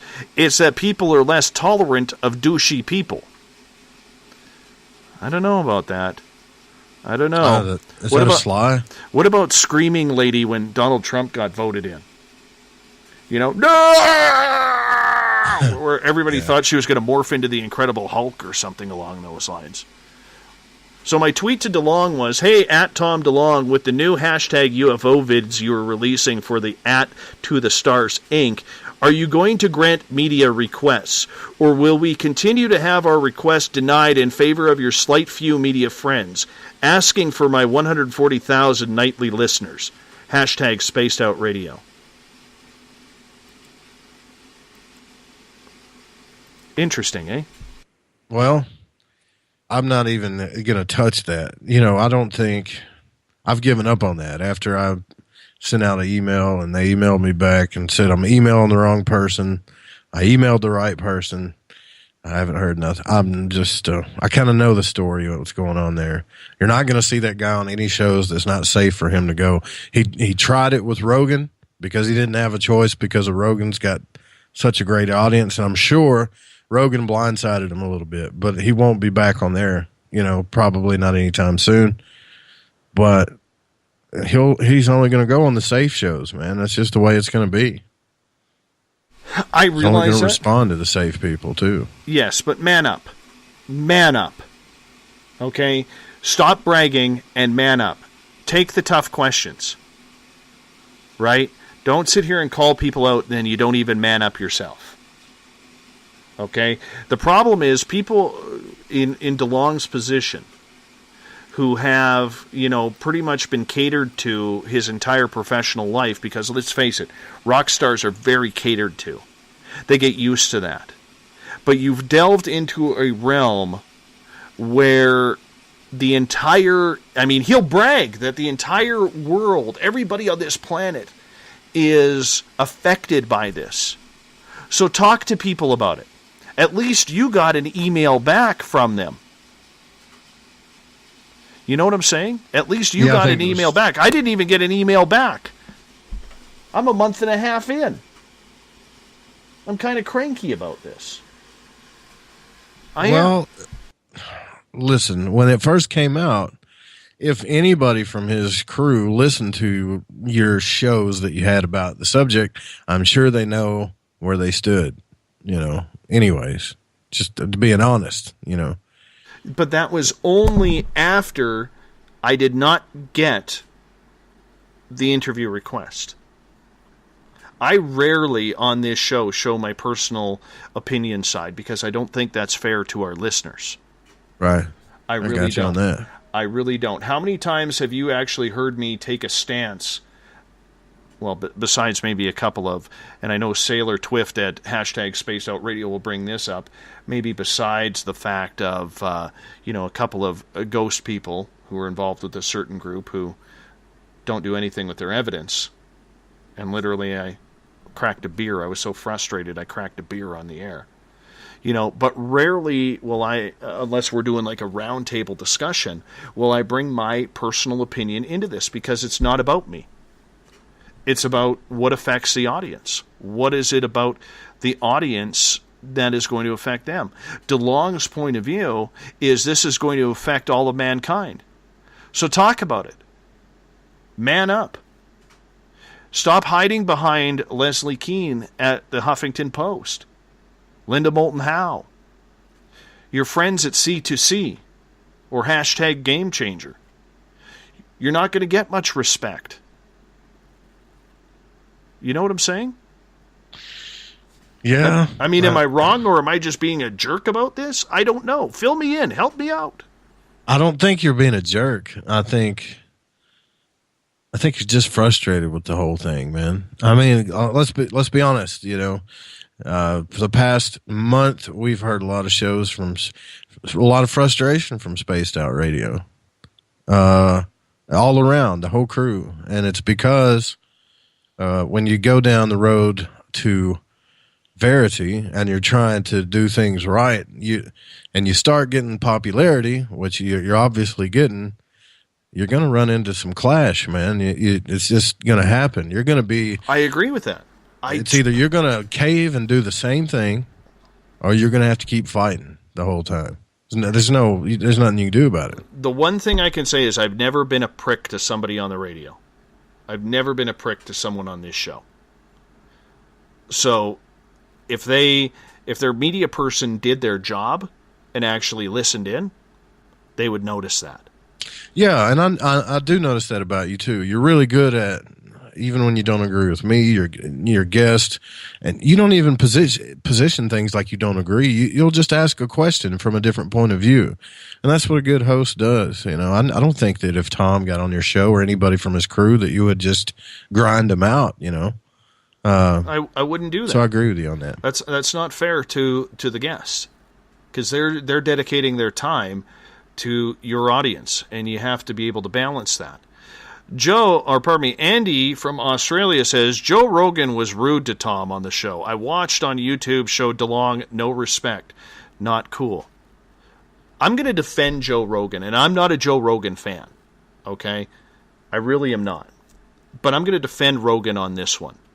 And the reason why I am is because if you listen to that interview, DeLong, I believe in the first half hour, said, I can't answer that.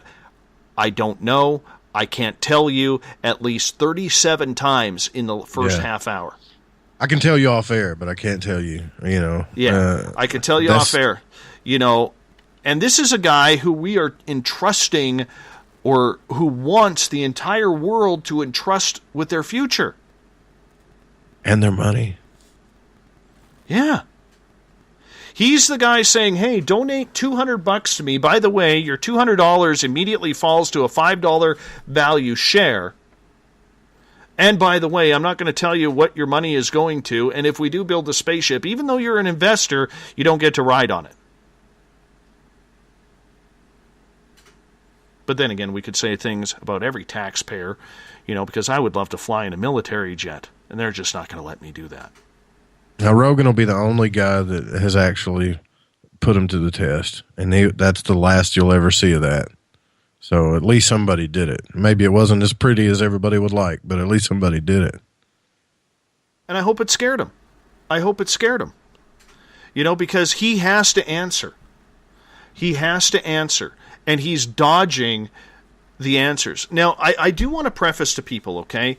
The reason why I have a real bone to pick with this is not because of me or Spaced Out Radio.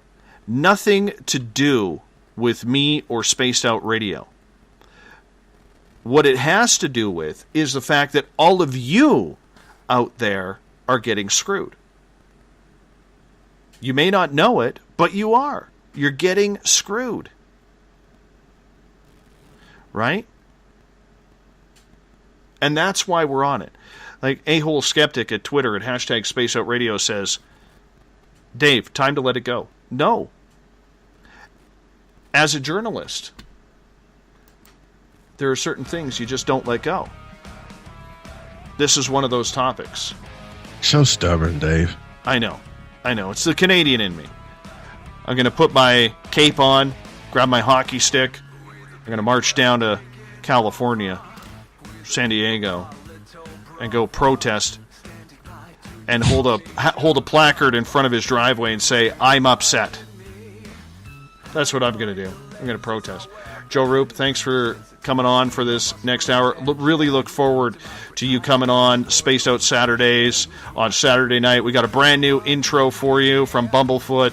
You're going to sound marvelous, my friend. Good luck, and I hope the crowd is as good to you as they are to me. I hope so, too. Thanks for having me. All right, my friend, you hold on. I also want to thank our guests in the first 2 hours tonight, Nadia Fezzani, author of Real Life Superheroes, can be found in any major bookstore and online, along with Superheroes, Urban Avenger, and Motormouth. What a great show. I didn't expect this one, but it was a lot of fun. Tomorrow night on the program, John Tenney, the Paranormal Weirdo. We get going at 9 p.m. Pacific, midnight Eastern Time at spacedoutradio.com. Rocking in the background, Little Brother is watching by our music god, Mr. Ron Bumblefoot THAL, formerly of Guns N' Roses. Bumblefoot rocks us in and out of every single show.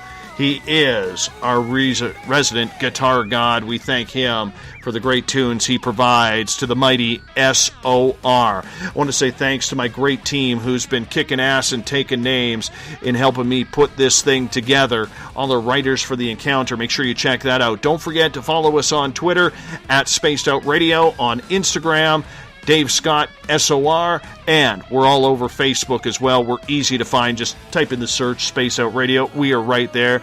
But most of all, the big thanks goes to all of you. Those of you at home or in your cars, wherever, at work, wherever you may be, thanks for tuning us in. Those of you on Twitter, good snark tonight. Quality effort from the Twitter crowd at hashtag Spaced Out Radio. And to those in the SOR Space Travelers Club and in Spreaker, a great chat indeed. Thank you for making this so much fun and for sharing this show everywhere, you guys.